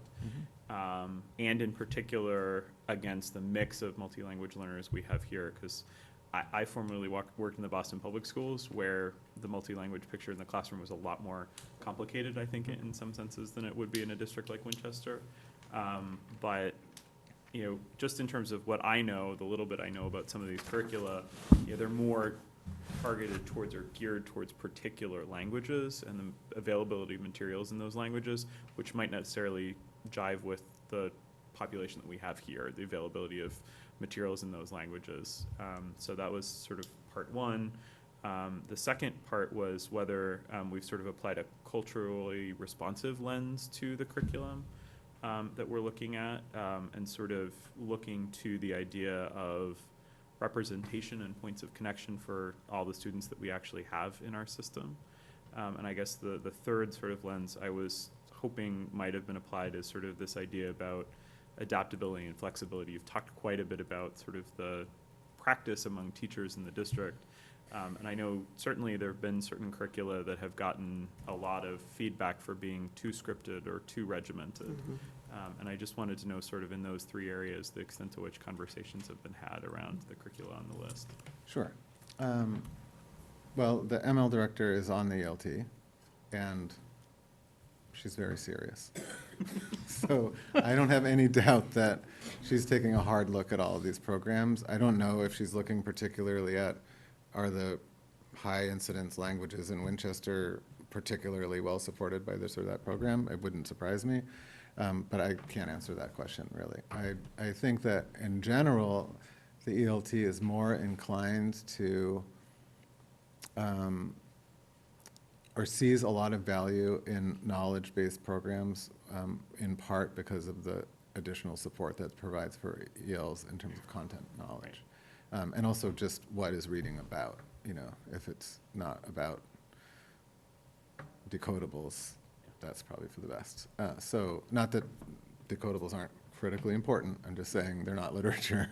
I mean, they could be, I suppose, but, okay, so I'm on a tangent. So in terms of the. It was a great tangent. I mean, It I was feel a like good it's fair. So in terms of that particular aspect of support for ELs, we're not looking with that fine of a comb, but maybe Ms. Dingman is, I'm not sure. In terms of culturally responsive, or using an equity lens to look at the programs, there's some cursory things in I think, Curate, but, or no, I think there's more. I'm not familiar enough with the criteria in the two rubrics to say which is stronger, but I will say that I know of programs that got high marks for, like, for example, one unit was about civil rights movement, and a lot of the texts were written by BIPOC authors, and it got a check on the rubric. And then if you look at the actual program, it's a total whitewash of the history, and the relevance of the authors being BIPOC kind of loses its teeth. So we've cautioned the ELT not to trust the rubrics, the reports blindly, especially in that particular area. I would say that the three areas that were really important to educators were these. So that's what I'll say about the culturally responsive part. And then your last question, can you go back to it? It was just the sort of scripted nature of curriculum and adaptability and flexibility for the kind of real experience of teachers in this. Because, I mean, I think we can all acknowledge that this is, you know, it's been a process of shifting, right? My understanding is prior to the adoption of the last curriculum, there wasn't a whole bunch of really established scope and sequence, really established mandated curriculum. You must do these specific things. Is that a fair statement? Like, I mean, my understanding is the last program was a lot more buttoned up than sort of some of the stuff that had happened prior to that. Is that a? I'm not sure I'm You understanding. mean that. prior to Understand 10 years your ago, side. Dr. Yeah. Matthews, Yeah, or? prior to 10 years ago, like there was more flexibility given to individual teachers, individual schools to kind of pick the curricular materials that they were using. The first time that we really had a district-wide curriculum that was rolled out all at once and trying to get everybody using the exact same materials at the same time was kind of 10 years ago. Is that a fair No? I can't answer that. Okay. I wasn't here. That's why I'm But really confused. I can speak to In that this to a certain level. degree, because that whole tension between teacher autonomy and getting the structured support that you want, but not wanting to have a color-by-number curriculum, Right. has been a part of this conversation from the beginning. And what we learned is that the teachers want the materials that they need in order to have some cohesion, school to school, grade to grade, and vertically as well, but not to the point where the art of teaching and responding to the kids in front of you is like not part of the process. Nobody was asking for that. And so the ELT is not looking for a teacher-proof curriculum or anything that is going to be, oppressive in any way. That said, given how much autonomy the teachers had, when they get what they asked for, and we talked about this in each of the team meetings that I went to when I came at the end of January, we all kind of joked about how when that day comes and there are these district mandates, like you have to teach these units in this order in third grade, people are going to be like, what? Whose idea was this? And how much you have to teach by the end of the year. Right, yeah. If you're so- teaching right, the entire Pacing program. guides and the whole thing is going to be, that's going to be a little bit of a shock. My clear impression from every team was that will be a welcome problem. Yeah. Yeah, because I think that, sort of with my own knowledge of some of these programs, which is not universal, it's sort of, I have good knowledge of kind of like maybe one or two of them.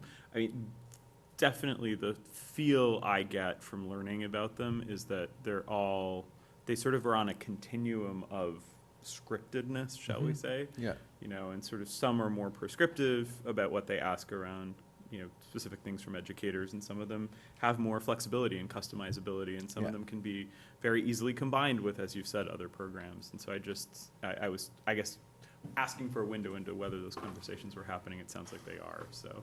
Yeah, I mean, not like, it's not a huge topic of conversation, but the conversations that we have had about those things lead me to believe that, once they've all done the deep dive, if they rank ordered their favorite programs to their least favorite programs, you would see a pretty clear lineup with least scripted to most scripted. Okay.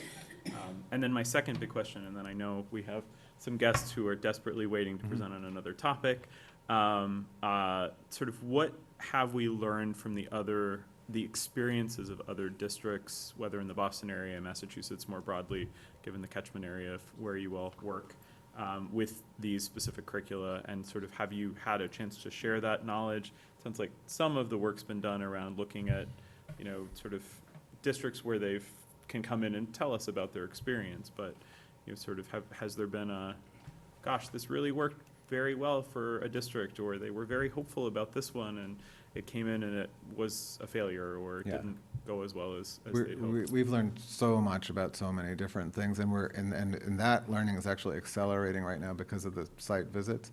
And then people have their networks, they have their friends in other districts. I call the literacy director in Belmont to ask her clarifying questions, or East Hampton, and bring them back to the ELT. And, the steering committee all has friends in high places, so, so that learning is ongoing, and I feel like those relationships, I think there's like a network that's building actually, and they'll continue to lean on each other through implementation and review and all of those things. And there's, some districts have said, we have the pilot materials for, so there's a lot of cross-pollination and crosstalk, yeah. And we haven't taken all of the advice, some of the things we're like, that's not how we want to do it. So, but, yeah, I think. I'm very grateful. I think it's probably time for us to move on to the next agenda item, and maybe, Ms. Bolognese, you said you had some discussion points, so based on the fact that we have a guest who I think is eagerly awaiting presenting, it might make sense, if that's okay with the committee, to. Can I just make a request before Yeah. So we heard a lot about Dr. Grimaldi. Would it be possible to have the school committee do a workshop with Dr. Grimaldi as well, either synchronously or asynchronously? We have, a varied level of understanding of literacy and foundational literacy on the board, and I think it would be really useful as we're going forward in this process for us to all have a similar understanding moving forward. And I'm just wondering about the possibility of Dr. Grimaldi working with us as well. We can ask, I don't see a reason why we couldn't. She is also very serious, and you better strap on your helmets when she comes, because I felt scared for most of it. But she's excellent, so I don't see Yeah. a reason why we couldn't ask. I would not pass on that opportunity. Thanks again for having me and for your thoughtful questions and for your ongoing support of the ELT. You know, it's not magic, it's not perfect, but I feel like it has a lot of integrity. It's good work. It's good work. Very good work. Thank you so much. Thank you to our so much, principals. Tom. Thank you. Thank you, Tom. There are so Really many appreciate you exciting coming in. possibilities ahead. That's great. And thank you to all of the All visitors 5 who principals joined are us. here. All wait, Thank we're We're you. talking about green communities and stuff in a second. You guys, okay, you watch it? You watch it on WinCam? Okay, all right. There's Okay. always that live on Yep. demand option for Thanks. WinCam. Right. Thanks, everybody. Thanks, Tom, so much. Thank you. Pete, don't take that personally. No, that's right, all right. I'll brief them tomorrow. See you tomorrow. Thanks, Tom. All right, thanks, Tom. So I guess we're moving along to the Green Communities grant request. So we're temporarily skipping over the first reading of the 25-26 school year calendar and inviting Mr. Lawson to the table. Thank you. And whoever else is presenting with you. I'm presenting by myself, Okay. but Susan and Lauren are here as a tremendous resource. Great. If there's any questions, Welcome, thank you. where would you like me? There's a microphone at that table, so it's probably the best place to go for WinCam. Unless you want to take the chairs, no, I'm kidding. I like hiding behind the pillar. Yeah, I was gonna. Well, thank you, everyone. So I had sent a memo on the 5th. I'd like to just read the bullets of the memo or the first couple paragraphs. Working with the Energy Committee, we annually investigate potential energy-saving projects to apply to the Green Communities Grant Fund. This year's grant is for $125,000. Through this process, I bring a strong focus onto projects that will address equipment that is failing or predicted the end of the life, and how projects can complement our capital planning. I apologize that this request comes with a sense of urgency, but it took much longer than anticipated to get the final numbers from our consultants. The project cost has come in at $177,789, I'm sorry, $177,789. Utility incentives is applied to this project cost at the front end. That brings the total down to $176,060. As you can see, there is a delta of $51,060.47. I anticipate that DPW Facilities Operating Account could contribute $10,000. Energy Revolving Fund has $10,000 available at this time we can commit. I am requesting that WPS contribute the balance of $31,060. The payback incentives seem low, but I believe that the energy saving calculation is lower than what we will realize, and the comfort and consistency of proper heat and AC delivery will be greatly improved. Yeah, the urgency comes from the need to have the grant application signed and submitted to the Green Communities by April 4, 2025, so the funding sources need to be identified prior to signing. So I didn't speak much about what the actual project is and what it'll do. The McCall Middle School was one of the first buildings that had a major renovation in the series of renewals of the school. So in 1998, the main part of the building was renovated. There was a mixed bag of controls for the HVAC equipment. A good portion of it is directly pneumatics, old pneumatics. They're failing. And even what we had for electronics had some level of the pneumatic controls. They've failed. We don't have good ability to deliver consistent heat and cooling. This is to deal with the office area. The office area is served by a large air handler that then also has individual, what's called VAV boxes that provide to each of the space. And then there's radiant fin tube around the whole perimeter. This project is to take off all of the pneumatic valves that have failed and then put on electric damper motors and actuators and controls that'll feed into our our standardized building management system electronically.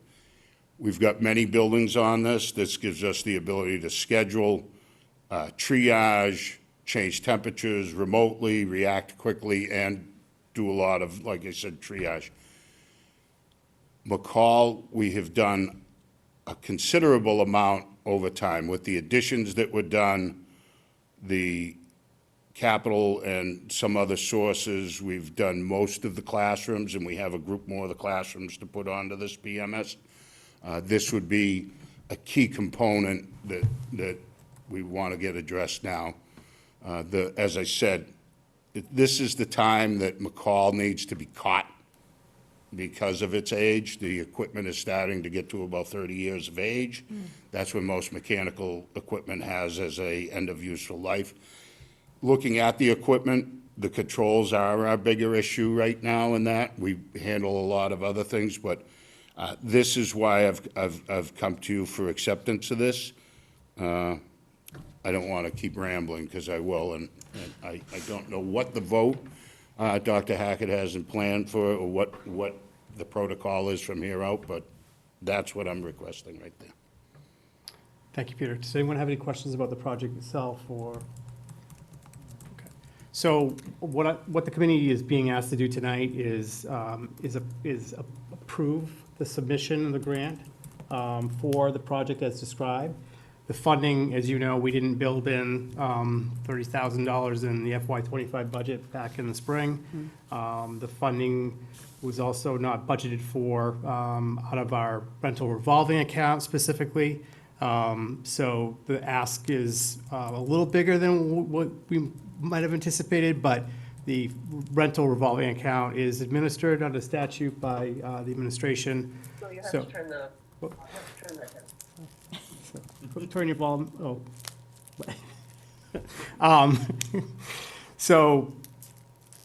So what we would ask tonight is for approval of the submission of the grant, basically the school committee endorsing the submission of the grant and supporting the grant.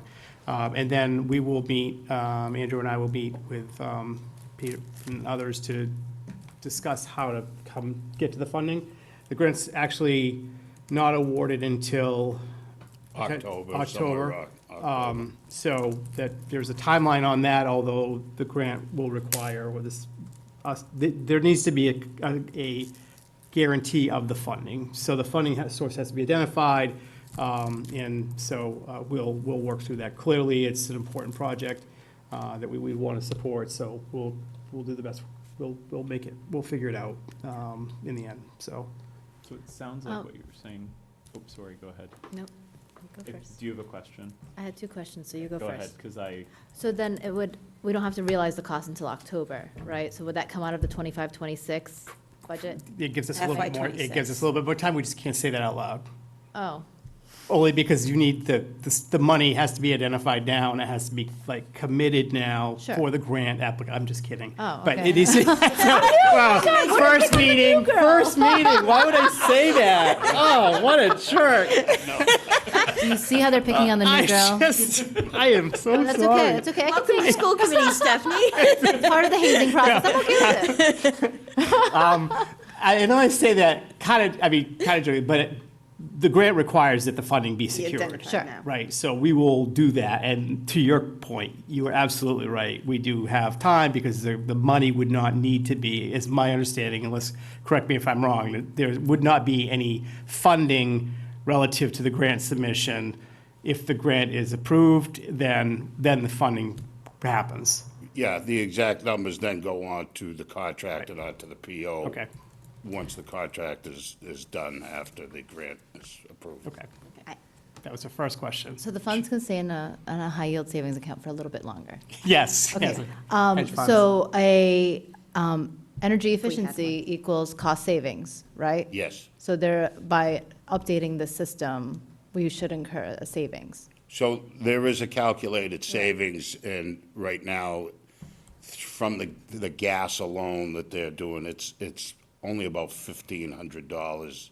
So this really is, for me, it is some portion of savings that fits into this, but it's more of an improvement to the system that's of that age and needs to, Absolutely. it needs an updating. Okay. I think knowing how things are working there, that is a little light on what we will experience, but the calculations are the calculations. Usually is. Okay. I think also just my observations and working with you now for 4 years, it also potentially will have cost benefits in terms of cost avoidance for you having to have no control and you have to manually go in and make adjustments to a system like that. I mean, we did actually use ESSER funding, like 185,000 or so Parker's. but also for McCall. McCall. Yeah. It was- That was some of the classrooms, Right, yes. right. Yeah. So this is a continuation essentially of that project, correct? Exactly. Yep, okay. Yes, and that train left, I'm sorry. I was gonna say- Okay, It it's can all come right. back to it. I'll remember The it fact that it later. was even here is impressive. I'll text you Right, all later. right. Can I just ask a quick question, too? Mm-hmm. Is there, have we, or is it not possible to have capital stabilization contribute to this as well? Is this not a capital project? Could, I don't think the timeline would be, That was the concern, was the timeline was too light, too quick coming up. The other was the capital maintenance funding, but that was kind of a tight timeline. And I just got 20,000 for elevator work at Lincoln, and I'm asking for 60,000 for site lighting around here from that, so we were, coming to this. I guess, Mr. Lawson, I was thinking to be able to get the grant to go through, since they have money sitting in an account, if we could use one of those accounts, and then can we not replenish capital stabilization, or, I have no answers to your questions. sorry, I do not know. I just thought of it in the moment. Yeah, I don't know the mechanics of that it. where we could just reimburse capital Yeah. stabilization out of the FY '26 budget, so that Mr. Lawson and Ms. McPhee can move forward with the grant cleanly right now? Yep. My assumption is the capital stabilization is all a vote from town meeting. for its Or the use. capital maintenance account, is Yeah. there not? I was just thinking to make sure that it could go through, since this wasn't in our FY '25 Yeah. budget. Yeah, we're committed to figuring it out. And- Okay. And so what's needed tonight really is the vote from the committee to support the grant application submission. So I just didn't want to we hold them got up. some brownie fundraisers or something we can get going. So, Dr. Matthews, I would certainly make a motion to support this, unless you had, I am actually, in fact. Are you writing the up- motion? I am I would writing up second the your motion after language, you read yes. it. So I would like to move that we approve submission of the grant application for Green Communities related to work at McCall Middle School by the deadline of April 4th, 2025, as described in the March 5th, 2025 memo from Mr. Lawson with proposed funding sources identified prior to signing. Does that work? I think, and I would also just say, I believe we should have a final review of the project when it comes available. I would keep that out of the motion, Madam Chair, for this Okay. purpose, for the grant submission, but that is absolutely what we would expect, that once if grant goes through, when you get the details of what it's gonna do, then just coming back and updating the Okay. committee. Yep, Okay, that's I fine. know you like being here. yeah, I love it. Okay. You love being, I have no you love problem. being on Anytime you WinCam, wanna Mr. invite Lawson. me. You know me, you can't shut me off once you start. And I'm so glad you got the memo about purple and yeah, jackets I know, tonight. So, No one told me, so. We're blue.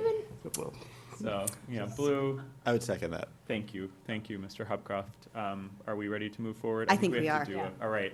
All in favor, Ms. Minyarji? Aye. We need a Sorry. roll call, Oh. right? Yes, I know. Yes, We okay. have to All do right. Is that. that what we're He's doing? got Okay. it, Yeah, he's 'cause got When you it. said all in favor, I was just. Yeah, no. He's new. Aye. Ms. Bergstrom? Yes. Ms. Bolanese? Aye. Mr. Hubcroft? Aye. And I vote aye. Motion's 5-0. Thank you, Mr. Lawson. Thank you, everybody. All right, thank Thanks you. for waiting Thanks through Oh, the no the problem. prior I enjoyed it. presentation. I enjoyed it. So And thank you to Ms. McPhee and Ms. Turin, who were also here from Energy Management. Thank you. and thanks for all your work. To keep us on schedule as much as possible, so as Dr. Hackett said, we will be tabling the McCall Program of Studies first reading for 2025-2026 until the April 10th meeting, which means that our next item of business is the first reading of the 2025-2026 school year calendar, which means that this timestamp on the WinCam recording is going to be the one that we refer parents to when they ask us the question about the calendar. So, Yes, it is. Dr. Hackett. Thank you. In your binder, you do have, and I would just point you to the draft 25, 26, well, either one. You have the fancy version, which Mr. Maron couldn't help himself. I'm kind of working on the graphics of that, but Andrew, if you want to call it. Yes, bring up the new one. Okay, all right, this is a little hard for me, but I'll work with it. I like how it has the weekends and the days. Yes, I we, like yes, it. you know what, he doesn't Yes. need to hear that, okay? Because it was Okay, my I'm decision a just couple years saying. ago, get rid of the weekends, and I've heard nothing about bad things since that happened, so he's been gloating unbelievably. So I'm just gonna call up this one, just so, all right, so this is version 1. We take the wins where we can get them, Doctor. Yeah, but yeah, sometimes when you're winning, I'm losing.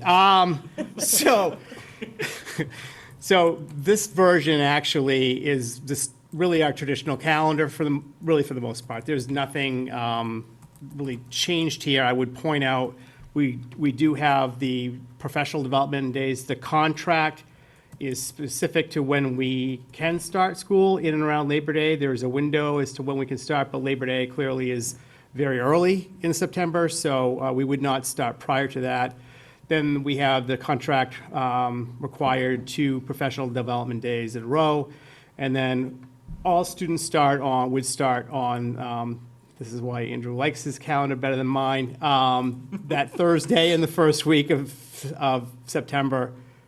And then, it's a half day for K through 5, and then kindergarten still has a half day on the Friday. So other than that, if the only really other add that I would just want to point out, it's not really an add, we're just kind of leveraging where, how the December break flows, we're actually, this calendar, both calendars, both versions suggest taking 2 full weeks off at that time.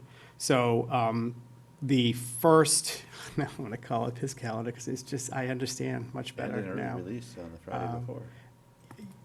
Yes, that's what we have right now, but Yeah. I don't want to guarantee it. So, all right, so Christmas falls on the Thursday. The idea of coming back, we would definitely not be in school on Wednesday. Likely, we would have not been on school on Tuesday, or at least a half day. The thinking is, just take the week, because I think we do have attendance issues at times, depending on when holidays fall.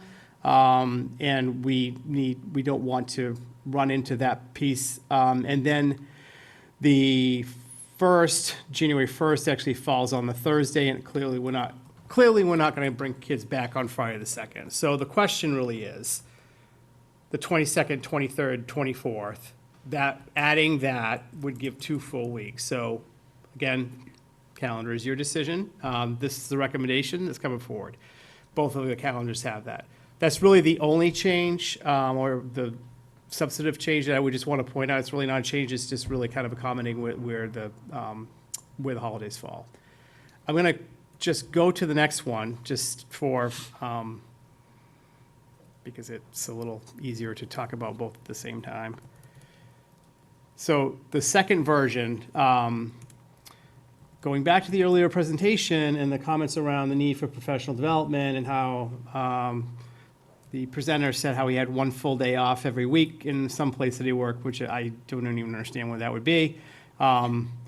This calendar adds additional early release days. So we've done the calculations on time on learning. As you know, at the K through 5 level, we have to hit 900 hours, and at the secondary level, we need to hit 990. As you also recall, in the contract that we're finishing up, we did lengthen the school day by 10 minutes, which unbelievably resulted in about the equivalent of 5 extra days of school. So with that, we have room to do 7, and I'm trying to be somewhat conservative, but we do have room to do 7 additional early release days. We already have 3. So I won't necessarily point out where they are, but you can see the blue are early release 3 through, I can't read that, so and I'm the wrong one, but we have early release days. This would be for K through 12 currently. It doesn't have to be. We could manage it because our transportation is broken up into tiers, so we don't have to have everybody at the secondary level have the same early release day. But the effort here was to provide some regular ongoing consistency with some early release time that we would, at the elementary level, primarily use for literacy professional development next year. And so that's what this calendar proposes, and everything else would be the same. So with that, I'm happy to answer or try to answer any questions. So I have a couple of questions. Why a Wednesday? Well, because Because early release days for elementary families, you have to think about childcare. Yep. Right? Yep. A Monday or a Friday would be ideal because as more people are returning to the office, chances are one of those days you could be at home and kind of swing it for those few hours, perhaps. But a Wednesday is such a challenge from a childcare standpoint on those half days. So I'm always curious why not a Friday or a Monday, Yep. right? We have, history tells us that a half day on Friday, attendance of staff is not Attendance the of staff, same. okay. Of staff Yeah. and students. Okay, so how about, let's go to a Monday. History tells I us. can answer as a teacher, the Monday would not be nearly as useful. So the Monday is the beginning of your work week. Okay. And if you're getting together with a PLC team, you haven't even dug into the work of the week yet to be able to talk about and make those times really meaningful and useful. The midweek or the end of the week are much more beneficial. As a teacher, I can speak as one teacher, but as a teacher, those 2 times are much more valuable. Okay. Okay, I'd just like to make one more point. What we did do, because currently our 3 early release days don't fall, they move. So we did think it was important to have it fall on the same day, so parents had that Day of the consistency. week, sure. And we've already had conversations with Kidsborough, so Kidsborough would provide after-school care. For people that are beginning enrolled, right. Beginning right after the release, at the early release. Right. I go back to the Friday, Yep. only because, again, thinking about that childcare aspect, and if we're going to say we're going to have more PD days to lessen the burden on families, maybe considering a Friday for that. Also, the conference weeks, Yep. those Wednesday, Thursday, Friday in October, and we just got out of one in March. We call those Hell Week because Wednesday, Thursday, Friday to line up that childcare is difficult. And I know the state is concerned about attendance, so let me tell you something what happens in the elementary world. We go on vacation know what you do. because Yes. it's so Yeah. expensive to travel in April and February that now you'll see attendance drop during that week, right, as well. So another way, the way it's been described to me from families that pre-COVID is that they would stack them. So it would be 3 Fridays in March, 3 Fridays in October for conferences. And again, as more and more people are returning back to the office, just being mindful of what the childcare burden is going to be for dual earner families especially, so. So those days are actually contractual.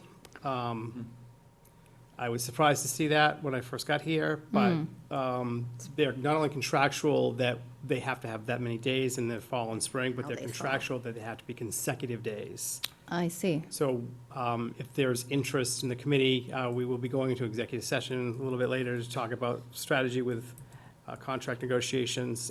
That would be something that would have to be negotiated.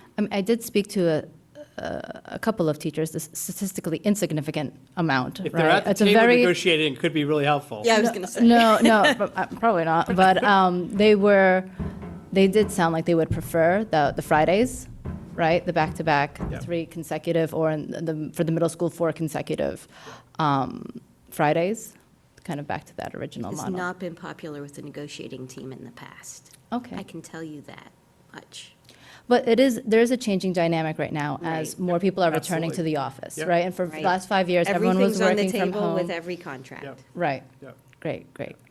And is Kidsborough able to provide programming for families that aren't normally involved in Kidsborough programs on those We can specific ask, we can ask the days? question. Well, I've asked in the past, and no, you have to commit to a certain contract with them. Right. They may change that. I don't know what their We their can be considerations for next. persuasive. Yeah. I mean, because it And I actually, Yeah. And there I are think it other would too. programs around town as well. They won't pick up your child at 11:25, but Right. yes. yes.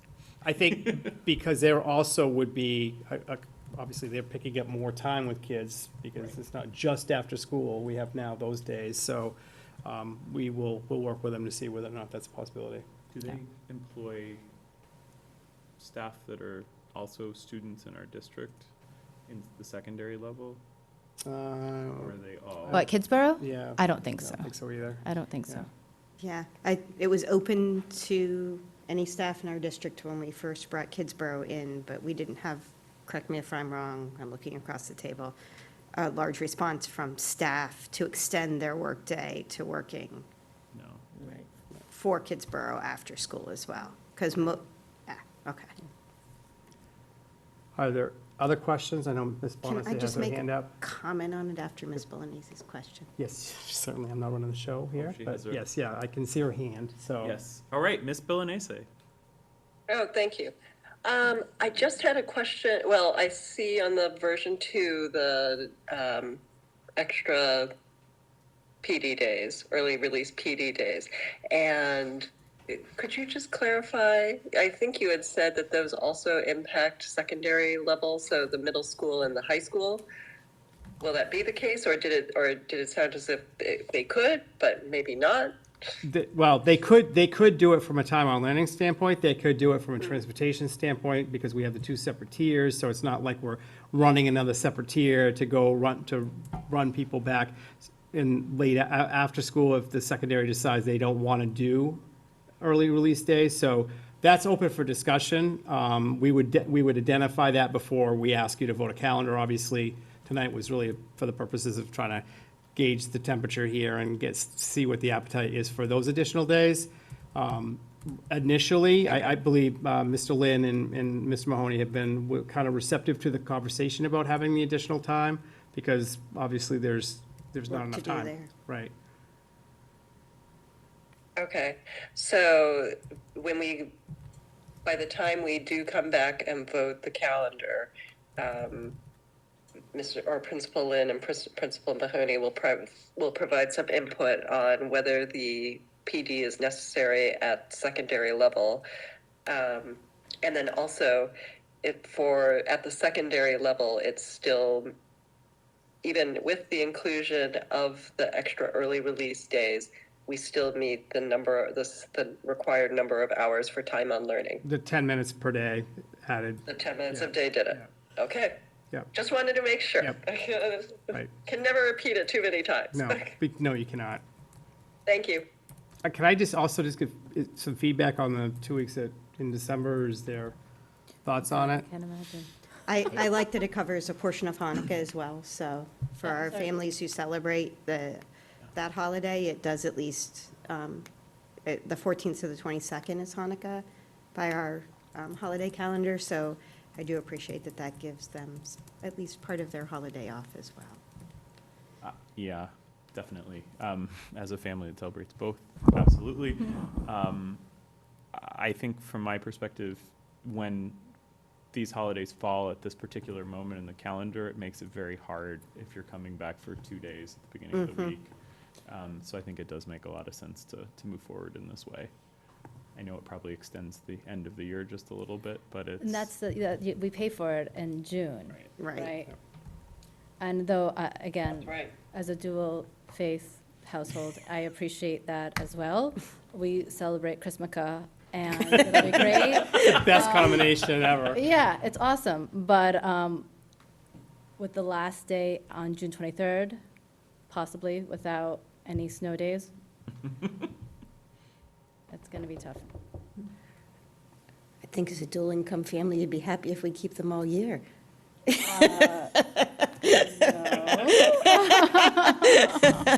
No, we do love our summer vacations. But yeah, I That's mean, right, it is a challenge going into June 23rd. yeah. But I think it makes sense, given the particular. I do Next year, too. I would assume that means we're hitting a Friday, which I think changes the I think, equation a bit. yeah, I think it's. Do you even- know what our I think it's even a attendance- Two weekend, snow days right. next year. Do we know what It'll our make it all worth attendance it. was when we had to come back on those 2 days this year? District-wide, did we see a lower? I don't have that data, but I will tell you that teachers appreciated being able to not come back to a full week. Okay, That came up when I talked to the union, I say teachers.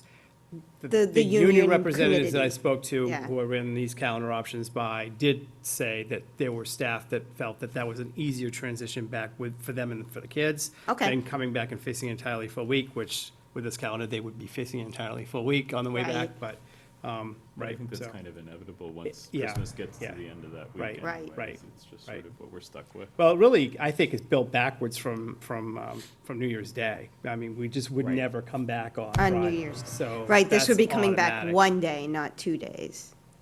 If we can't, if we didn't take the full 2 weeks, it's not 2 days that we're coming Right. back, It it's would just be just the a Friday. Friday.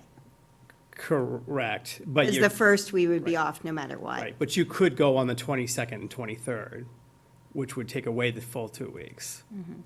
Right. But then we'd have to come back before New Year's.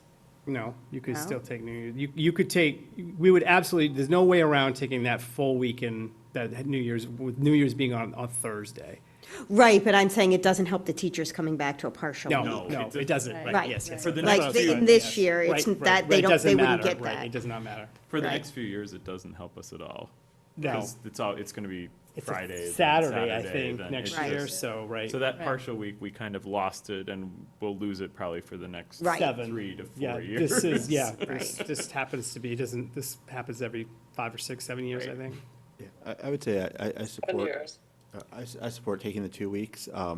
One, because it is only once every 7 years that you have this opportunity, but also, there are a number of families who, it's hard for them to go back and visit extended family Right. when they're Right. traveling. Especially going abroad. Yes. Right. Well, if you're going to Asia or somewhere where the flight times are really long, taking, Middle East, yeah. you know, Yep. shorter holidays. And flying during the holidays is always the best, Or no too. nonstop. It all becomes Oh, it's personal, No right? nonstop. No nonstops. Okay, so, we've heard your feedback. We're done with It's this. it is, eventually, it's your decision, it's your vote. We're Yep. not asking for a vote this evening, so we'll bring it back to the next meeting, if everyone. I think probably with some more, it sounds like there were specific requests for additional information. You said you're gonna talk to Yep, the we'll union nail down reps. the early release day. I think that's gonna, it sounds like that may continue to be a conversation. So that won't be determined by the time we take a vote. It will be determined. Okay. What we bring to you next time will be the final recommended, and then you have obviously the option to change it at the table. Okay. And I don't take it personally. Do I Can, also- can we talk, oh, sorry, go ahead, Mr. Hopcroft. Oh, I should probably let you go first if you'd like. We're all so polite to each other. I was just going to talk a little bit about the early release days. I just want to say that as an educator, I've never worked in a district that doesn't have a consistent early release day for professional development and professional learning. There is something incredibly valuable, and if we're sort of going to, as a committee, put our money where our mouth is about PD and supporting teachers and supporting their ability to get work done, that I know it's a lot to ask of families. I work also. But I think it's important to have the relationship with Kidsborough, to be able to talk to our local childcare providers to make sure they provide this, but especially going forward into the next year, there is 100% difference between having a conversation, looking at student work, digging into a new curriculum, between 12:30 and 3, and 3:30 and 5:30, when you've been in a classroom full of 20 to 30 kids all day. Right, And if we want the work to be meaningful, if we want the work to transfer, and if we want people to buy into the work, then we need to treat them as professionals too. And part of being a professional is not just being in front of the kids, but doing the work of the professional development and having those conversations. So I think what while I completely understand the challenge it is for families to have that early release date, it sounds like if we do it K-12, there may be some 6 through 12 graders who are able to help out and support some families with childcare potentially as well. If you have older siblings, I know my older siblings did it for my younger sibling through all of my work over the last 7 or 8 years. I think that we need to really commit to it. So Oh, can the I ask can I ask quantity a different question? I think this is- is where you're going. Yeah. Can is there support for the additional early release days, understanding that there's Yes. conversation around what So day? it's not so much the quantity, it was the Correct. It's the- scheduling of them. okay, Right, Right, yeah. right. All right, so we will build Though that in. I'd say you answered your own question Yes, with I the, would with the support the extra conferences days. about Okay. Fridays. Because those are the half-days, they're for If you do the conferences. half-days on Fridays for conferences and parents are leaving early for long weekends, if we have 7 half-day Fridays, we're going to lose kids for 7 days during the school year, too. For the whole week, you think someone's going to pull them out for 5 days? No, but I think they'll pull them out for a long weekend. For a long weekend. So teachers report, and correct me if I'm wrong, but I have heard principals report, that during that time, when families often say, it's 3 half-days in a row, I'm out of here. Right. Right? That's 5 absences. Yes, and then what happens with parents expect that there are some parents who, even though they've been gone and had the opportunity to have stayed and have a conference, who are asking for the teacher to find another time elsewhere in their schedule to have that conference. So for that reason, I think the 3 in a row is a viable contender at the negotiation table because Right. they've identified that issue. I see. We'd love to get away from the consecutive. I think that there might be, I don't know, who knows how it's going to go. In my world, things just work out. But yeah, so that's what they also report. That's a problem, and certainly it's a problem when you've got 4 in a row at the middle school. But I was talking about the Wednesday versus Friday Yeah. also. No, I Like, if understand. it's Yeah. a long, Yeah. if it's a Friday half-day in February and it's snowing up north, people are going to Well, pull their kids I have found this Thursday. community has a way of finding their way to ski slopes whenever they decide that they want to go. I mean, if it's- there are good conditions, a full day, half day, it doesn't matter. It doesn't matter, and it's a half-day pass, you're paying less anyway, Yeah. so. So I'm just yeah. offering that it creates an opportunity for parents Yep, to. it does. And maybe so, all right, so we'll move forward. Maybe I'll bring a third version with the early release days on a different day. Thursday? Friday. Is Thursday No, I would any not do better? Thursday, because that would just make Well, and I think everyone genuinely mad. the talking to Kidsborough, I think, would be Yes. helpful. Yes, Yeah, yep, absolutely. we're- Well, and Kids Corner and Win Rec Currently, as like, well.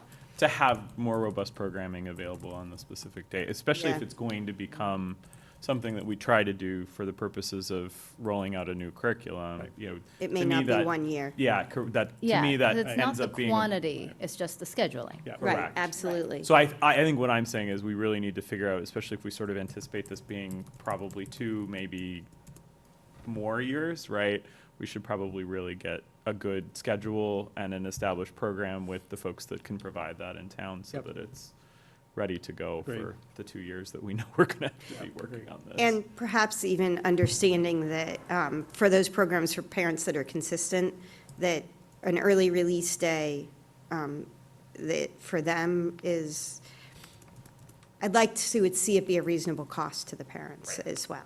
Agreed. That it's not going to be an enormous financial burden to families either to be able to provide that. So I'd like to see if there's some Yeah. sort of economical program we can work for with them. Yes. School committee volunteers. You addressed actually my substantive points, but I did want to make one very important point, which is that I wanted to lean in on the fancy versions. So if we could. I'm sorry, what version? On the fancy versions? The Andrew Fancy Marion Oh, fancy oh. versions?